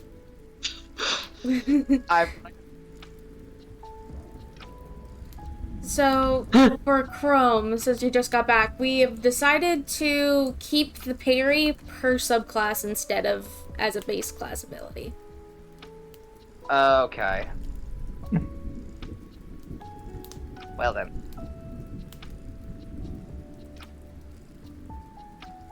Alright, what's next then? Do I just get rid of the 11th level stuff? Get rid of the 11th level for now. I I feel like the shield's protection should be something else. Yeah. Because that doesn't... Magic shields are kind of more offensive. Yeah. I would say that we could keep the shield's protection, but also allow, but also instead use it for, I think we could also still have things for others, things for it later on as well. So like at 15th level, they can heal people, spend energy points up to max half their magic shield level, and per point spent roll a d10, add your charisma modifier to the total roll. That's how much you heal somebody. A much more potent lay on hands ability for that. Considering you're gaining it way down the line at 15th level. Also, at this point, we'll need to work on a level 20, be it for if each subclass gets their own capstone, each level 20, or if it's one class. I think each class should have. It's like each subclass has the capstone. I agree. I just wanted to bring it up just in case anybody else had, because I do like the paladin approach that each subclass has the level 20 ability. Yeah, I'm liking it too, honestly. I think honestly, you first. I think honestly, with the shield's protection, I would say that they could also spend, if you don't want it to do with the healing, you could spend energy points up to half of your magic shield level to basically give the party temporary AC. Basically, you use half your power points and can spread it out amongst the party to give them more AC. Or HP, you mean? No, AC. Armor class. Specifically just boosting their armor class. It is a shield. It is a protective shield. Fair. Mm-hmm.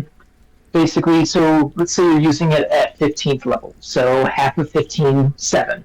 You've got 4 party members. Split it up. It's like split up for 2. It's like the frontline fighters get 2. The ones in the back get the extra. It's like get the extra 1, or it's like gets an extra 1, and you can also give yourself an extra 1 AC. Okay. Basically, it's like using the power points to bump up a person's AC. So you can, like, say you're level 15, you see somebody about to take a massive hit, you can be like, send all 7 to them, and basically have them just sort of tank this massive hit. I like that. Have an option for it to be used proactively or reactively. Yeah. I would say proactive. It's like proactive. You can use up to your level. Reactive is half level. Okay. Mm-hmm. I like the AC stuff instead of the healing because Yeah. Mm-hmm. Yeah, I think we can remove the healing factor of this and just focus on the AC, because I think that would make this much more unique. yeah. So how long should imagine? The one thing is, how long should this last? Lasts the same thing as a shield. So until their next turn. I figured as much. I just wanted to be sure. Mm-hmm. And then, like, the boosting of the AC for everybody on, like, a proactive approach, how long would that last? That can last for a minute. Okay, that... But It could also be... if a minute is too long, it could also be proficiency rounds. Yeah. Because proficiency number of rounds, that would work.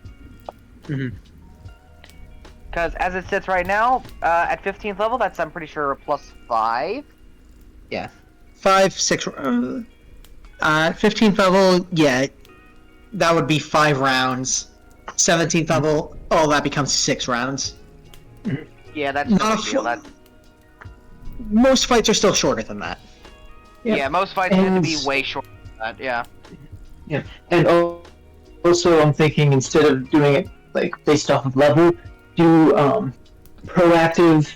Basically, spend up to 10 power points to give, it's like to distribute to your party as 1 point of AC per power point spent on those players. Reactive, making it 5. So you're able to basically cast shield on. So you're able to cast shield on somebody else. And yeah, to be fair, that would be burning through a lot of energy if you tried doing that constantly. Yeah. Mhm. Proactive, I agree I with this. think, would be an action. Because, Yes. Correct. Yes. Proactive Yeah. takes an action. Yeah, definitely would be an action. while reactive is reaction. Yeah. Yes.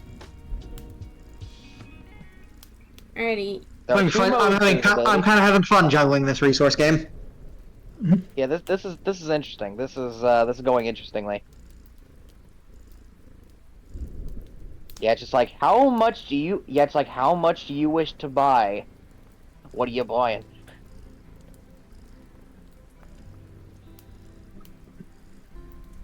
Yeah, it's just like how much are your friends' lives worth?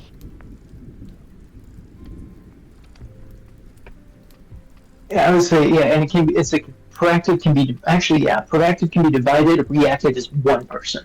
Yeah. Yeah. Also put down that does not stack. Yeah. Yeah.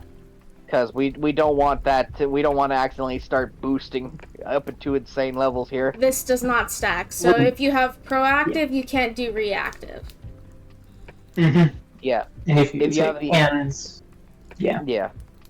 because then you get into a situation where it's one person fighting a duel. You're standing on the side. You use it's like you use an action beforehand to give them an extra 10 AC, and then as they get into combat, you use a reaction to give them an extra 5. So they're suddenly at plus 15 AC.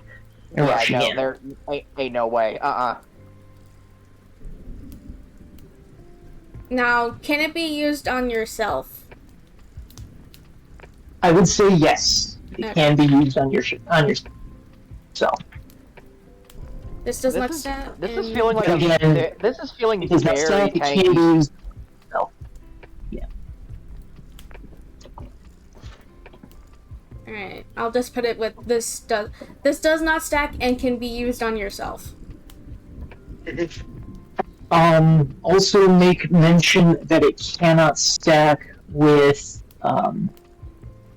Magicshield. It doesn't stack with itself or Magicshield.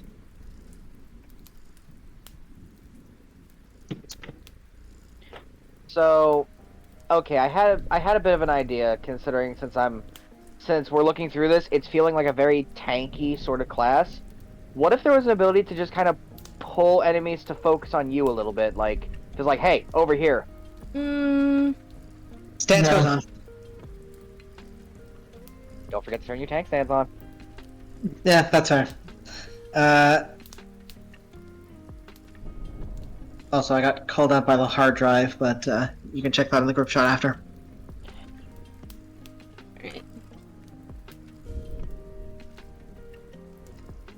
Alright. Oh, I'm sorry.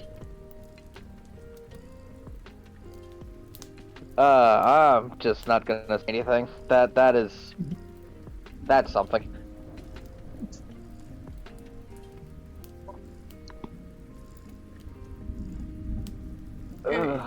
But yeah, I like the idea of just like I did like the idea of a possible ability being like that, but yeah, no, it doesn't seem like that's gonna stick really.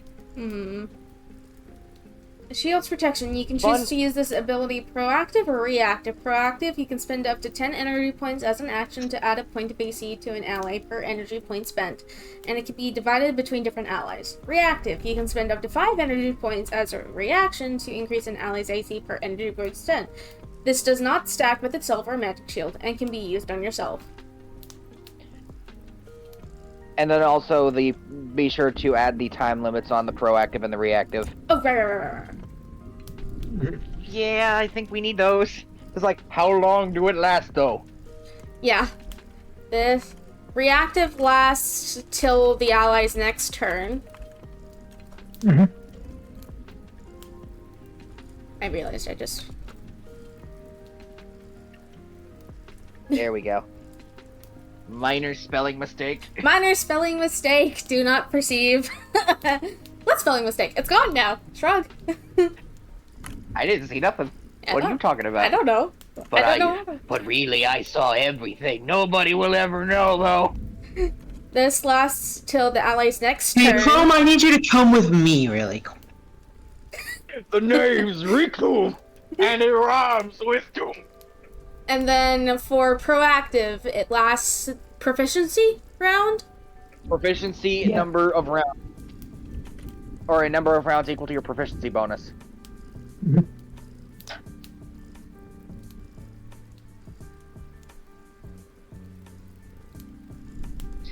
A little wordy, but it's fine. I saw that. I saw that. You can't hide from me. Alright, so that's that ability. I like that change. Instead of the healing, it's Very the... Oh shit! Pooh! Just like, oh, we're getting ready to go into a big fight. Okay, let me just... And it's like a really massive duel. Alright, hey, for 5 rounds, you get plus 10 AC. You cannot be harmed. Unless they crit. I like the crit, in which case, fuck that. Yeah, in which case, yeah, what does that mean? Alrighty. But,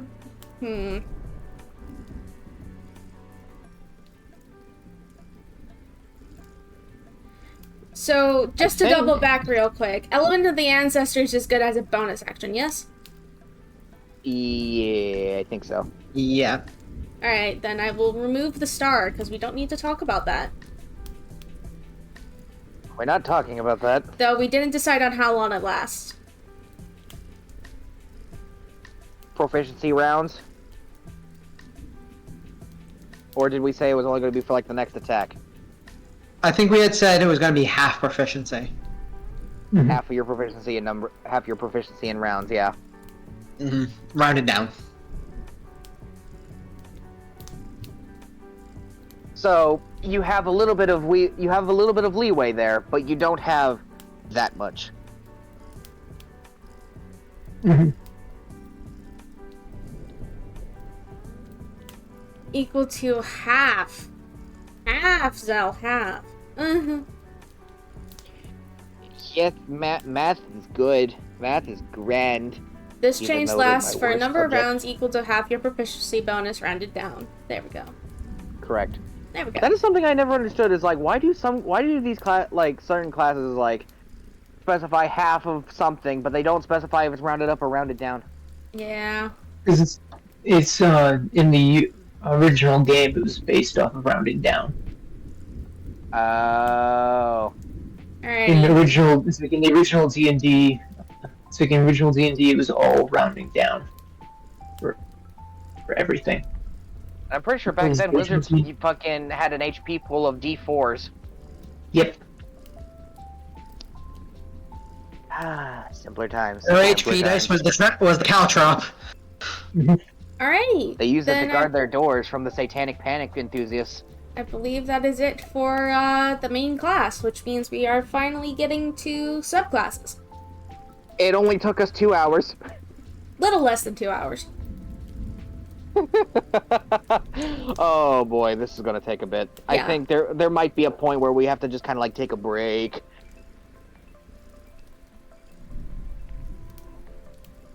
We'll In see. theory, anyway. We'll see, yeah. If need be, we will Because break. yeah, if need be, we will take break and reconvene at a point. Alrighty. Let's see here. Oh, Okay, legacy. bloodline magic, that's all good. Yep. And this is specifically legacy, so We're working on legacy first. It's the very holy one.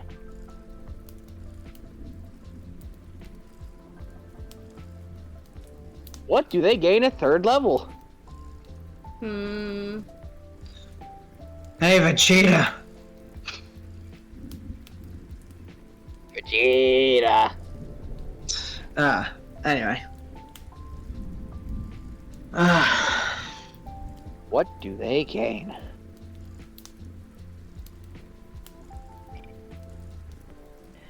Oh God, we spent so much time just updating current abilities. We didn't even think about like creating whole new ones. I mean, we knew this was gonna happen. Yeah, fuck. To be fair, I am not the lore expert here. I have literally no context. So really, it's between you all, and I'm just kind of sitting here.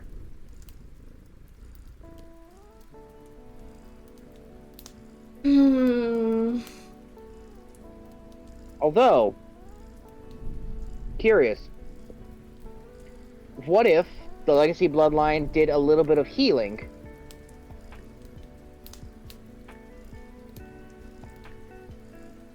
I mean, they have Cure Wounds as a bloodline spell. Cure Wounds, Mass Cure Wounds, Death Ward, fucking Revivify, Lesser Restoration.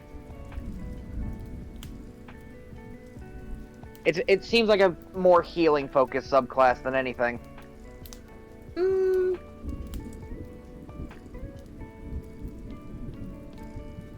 If we want to go that route.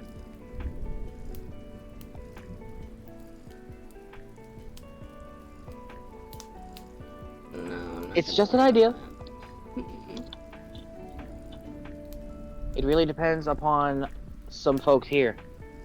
I'm not the only one, you know.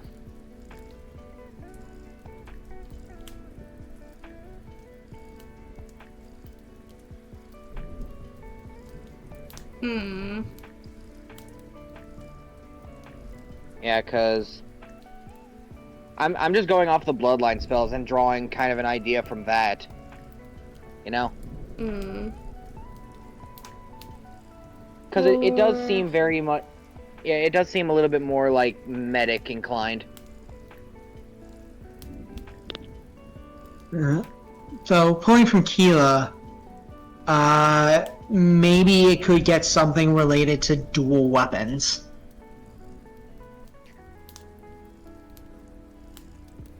Like something like a version of like the dual wielding feat that gives you +1 AC when dual wielding, something like that. Or has like the static ability from dual wielding of you can dual wield weapons even if they're not both light, as long as they're not both heavy. You know what I mean? Yeah. She dual wielded long swords. Yeah, Kiva dual wielded long swords. That is a fair point. But the question is, do we want to make a whole ability just for the ability to basically have the dual wielder feat? I mean, it frees up a feat to take. Fair. 'Tis good point. 'Tis a very good point. Why the fuck did I go Swedish? Durka Durka. Hello, chef.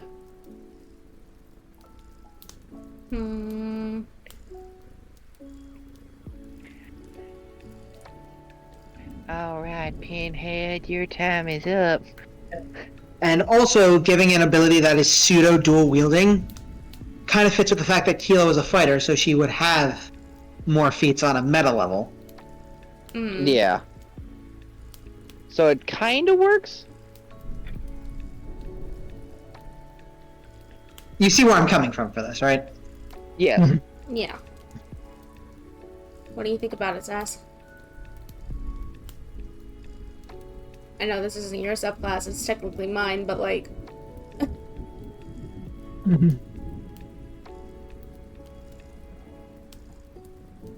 I like that the Legacy would be paying homage to Keela, because, I mean, Legacy is pretty much based off of her.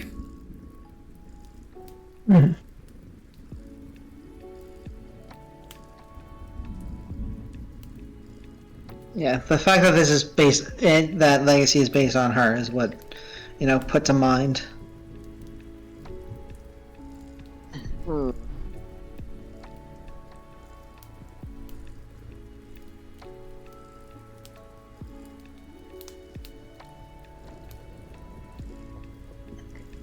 Hmm. I've made my case. I will leave it to the jury to decide.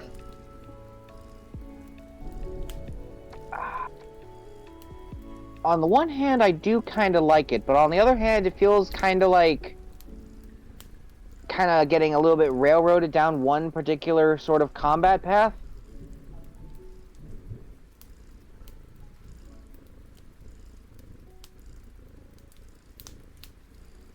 That is also true. Yeah, I like what you're going with, but at the same time, I'm trying to think like, okay, but what if the character doesn't want to dual wield? This is also true. That's fair. Alright. It was a good thought.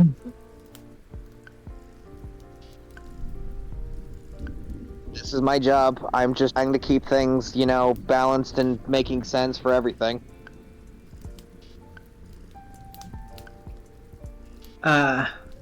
Plus trying to keep it so that it's not like you're not being limited to one specific way of playing.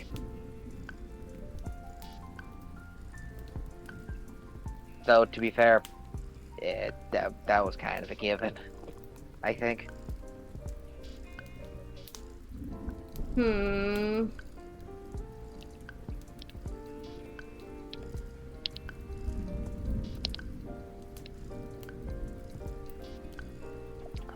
Huh.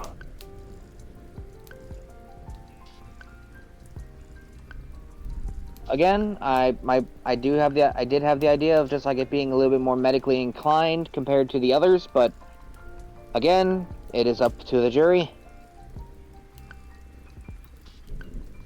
The legacy bloodline is about guarding those that are innocent on a kingdom-based scale. Okay. So, a more medic approach could work in theory. Or we could kind of double down on AC manip being the legacy's thing. Ooh, yeah, considering like protection. Like, just pulling an example strictly out of my ass. One of the abilities could be sacrificing one's own AC to increase an ally's by that amount for a time.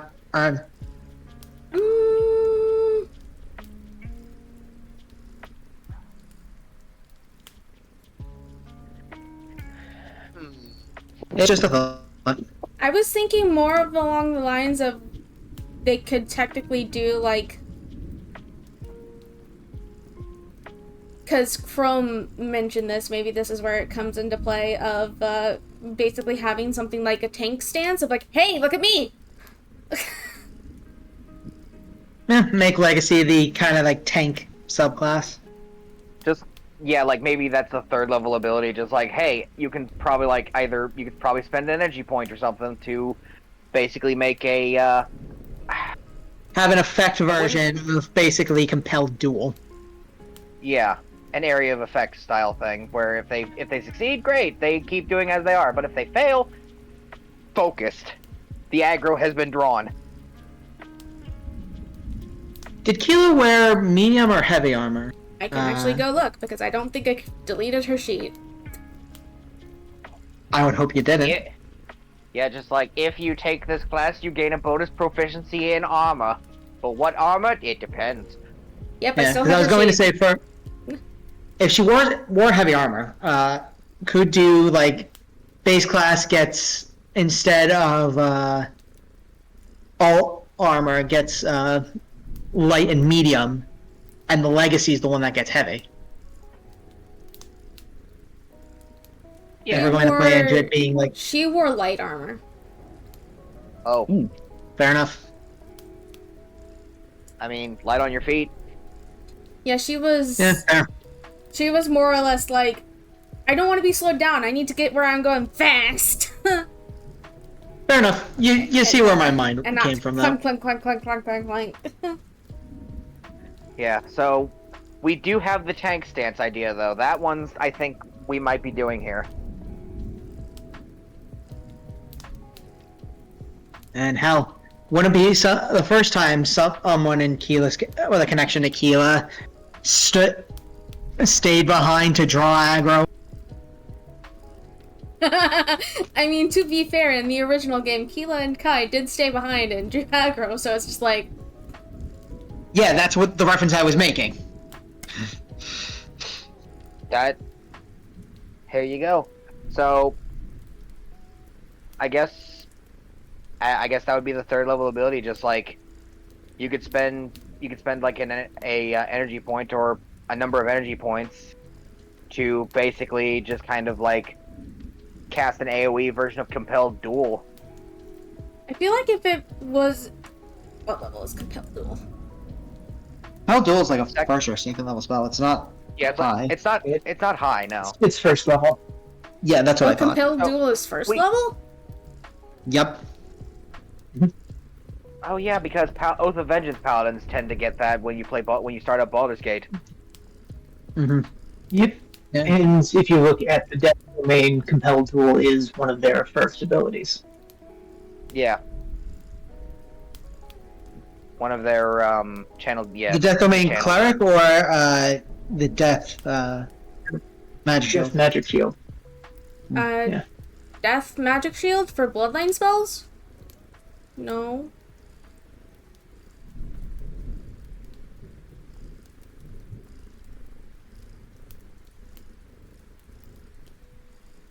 Pulling this back up. I was mistaken. Right, I got Compelled Duel. That's like right. I got Compelled Duel for something else. Anyway. Yeah, Compelled Duel was for something else. It's not to the death bloodline. Yeah. So I do think that could make it scaling. Like that first ability, you could spend points up to your proficiency to basically cast Compelled Duel up to that many. On that many targets, yeah. Mm-hmm. Yeah. Yeah, I think I like that.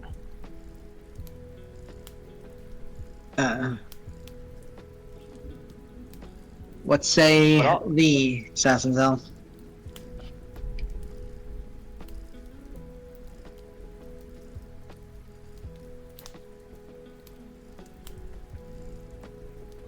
I think that would work. Alrighty. So, that's the level 3? Yeah. Yeah, that's the third level ability. Just, I am the tank. I believe that would be an action, though, because of that. If it's affecting, like, if you can affect multiple people. Compelled that's- Duel is an action, so Compelled Duel is Yeah. a bonus action, my good sir. it is. Alright, yeah, Yeah. but yeah, fair enough.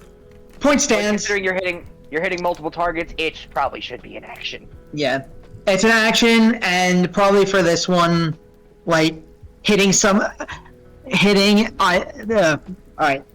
I know Compelled Duel like breaks if you hit somebody who you don't have Compelled Duel on. My idea for the phrasing of it, what I was trying to get at is, as long as you are hitting any of the targets that are under this effect, it doesn't break. Yeah. You know what I mean? Hmm. Yeah.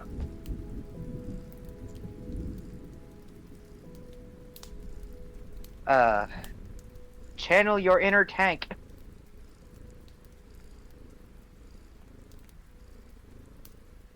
As an action, you can spend up to your proficiency bonus and energy points to affect a... Is this... Compelled Duel itself is a Wisdom save, for comparison point. Creature...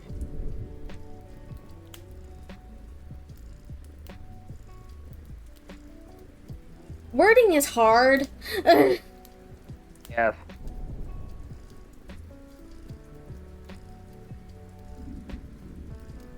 Points spent.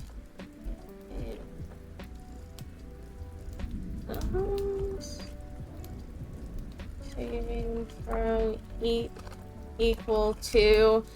I'm guessing it's your bloodline magic DC. Yeah.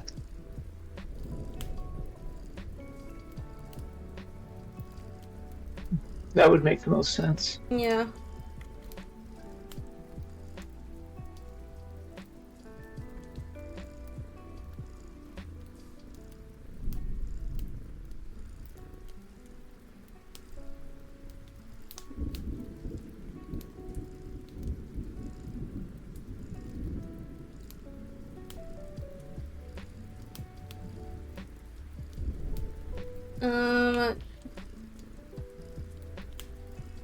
Or be under the effects of the compelled duel spell. Yeah. Spell.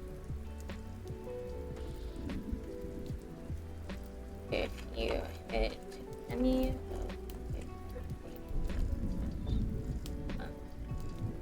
Any of the creatures targeted will not break the spell.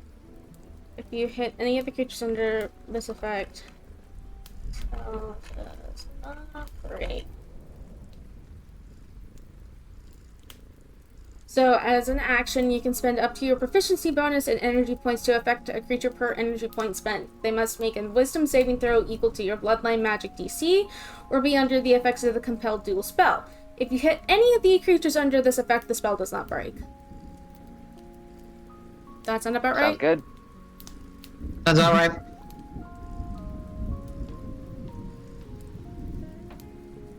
And now, what should we call it? That's a good Do question. we just want to be cheeky and call it the tank stance?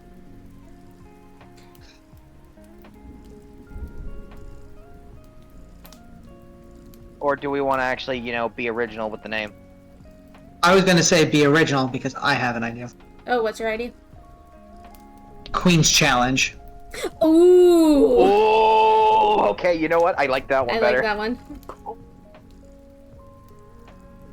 I'd take a bow, but then I'd hit my head on my desk. Don't do that. Face desk. Oh.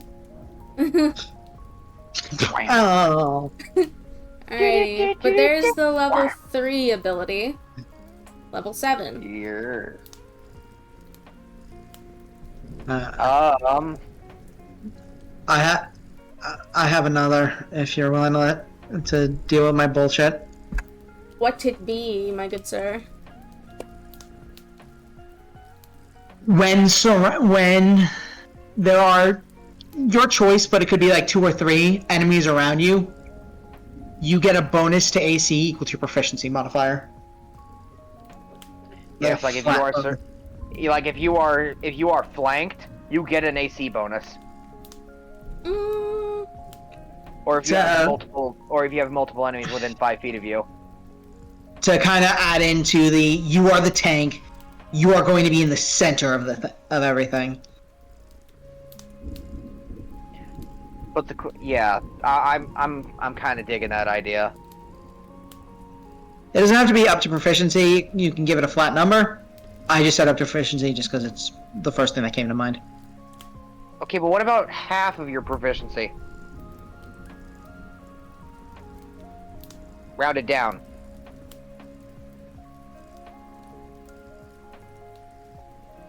I said it is entirely your choice.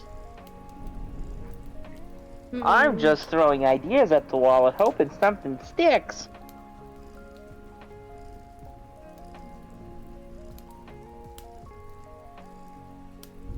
Half proficiency might be better now I'm thinking about it, but again, just the idea that you are meant to be the tank, you are the front line. Yeah.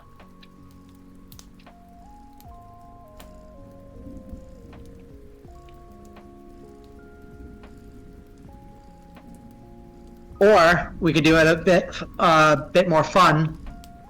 Your AC increase scales based on how many enemies are around you. There's 2 or more. With a limit, of course, considering that there can only be so many enemies within 5 feet of you. Mm-hmm.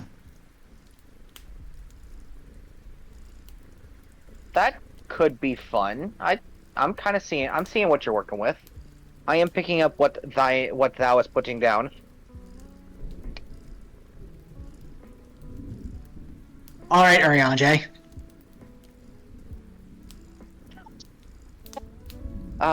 Listen. If I started talking like him, we'd be here all night.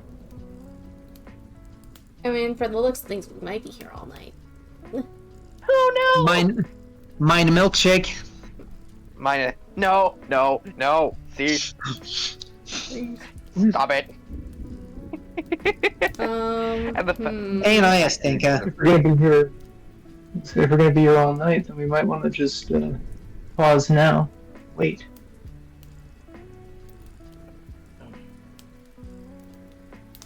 Yeah. I think. I would like to go to get dinner. We could possibly, take a break on the stream now, come back hour, and keep going from here. I've got nothing else to do all night, but I just want to get food at some point, Yeah. We. What? So what do we do? Possibly. Pause? Yep, I say pause. Yeah. Because I will give it, like- the things I've got to take care of as well. Yeah. I'd say. We could probably just kind of take. We could probably just kind of hold here and then reconvene later and keep going. Yeah, we could also, since we've got the base class mostly done, adjustments to be made. We could do since we've got the base class now done with that, come back next week and do the subclasses. I like that. And I mean, we only just barely started on the first subclass, so yeah, no, it's a decent enough stopping point for right now. All in favor? I mean, I'd rather I don't believe I'm. get this done sooner rather than later, because especially since the death bloodline is technically in play, but at the same time, we need to take care of whatever we need to take care of. This is me assuming, but the way last session ended, feels to me like next session is going to be more of an RP session anyway. Yeah, next So it's session's not like gonna be more any of the RP. subclass features really need to be in place yet. True. So Yeah, I say not that just buys yet. us a bit of time. Yeah, that'll buy us at least a week. Am I incorrect on that statement? You are not incorrect. You are in fact correct. It's going to be much more of an RP session next time. Though, if it really does get down to combat, I think we could just probably allow for the old version to be used still, because I don't think Sass deleted it off of the sheet, did he? No, why would I? Okay. Exactly. Case in point. That is under the assumption that if combat were to occur in next session, but is it really? Probably not. No, But, no combat, hopefully. Unless we move really, really fast, which I doubt. we like to I take our swear, time with that thing. Yeah, I swear, if Tabby gets four-part character arc, Hopefully this time will be the last for Tabby's character arc, but yeah, I say we can come back to this over the we technically don't need to stream all of it, but if we find that we have some spare time during the week, we can work on it as well, and then just plan to stream Sunday if we haven't figured everything out by then. yeah, just if anybody ever had if any of us have any ideas, we can drop them in our group chat and just kind of if need be.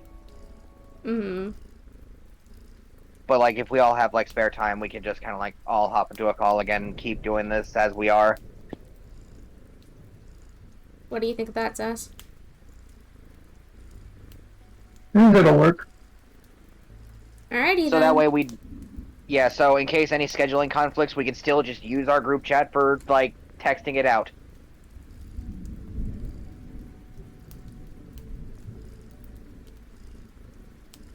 But anyways, I believe you were saying something, Zell. I apologize. Then in that case, I am going to raid out and end stream because sounds like we're done for the day. For the moment. We did get a lot done, though, to be fair. Hmm. We got the whole base class fixed. I say fixed, but like adjusted is more proper. Yeah. We'll still probably have a bit to do with the base class next time, but we'll cross that bridge when we get there. Yeah. Finish the subclasses and then double back if we need to. Yeah. And actually, I'm actually not gonna raid at all because there's no one I'm comfortable raiding. Sorry. So, bye, my blazes. Thank you so much for coming and joining. Thank you for lurking if you were lurking. Yeah. And hopefully I will be back tomorrow with some more Final Fantasy XIV with Strife. But we shall see. Anyways, bye. I will in fact tell.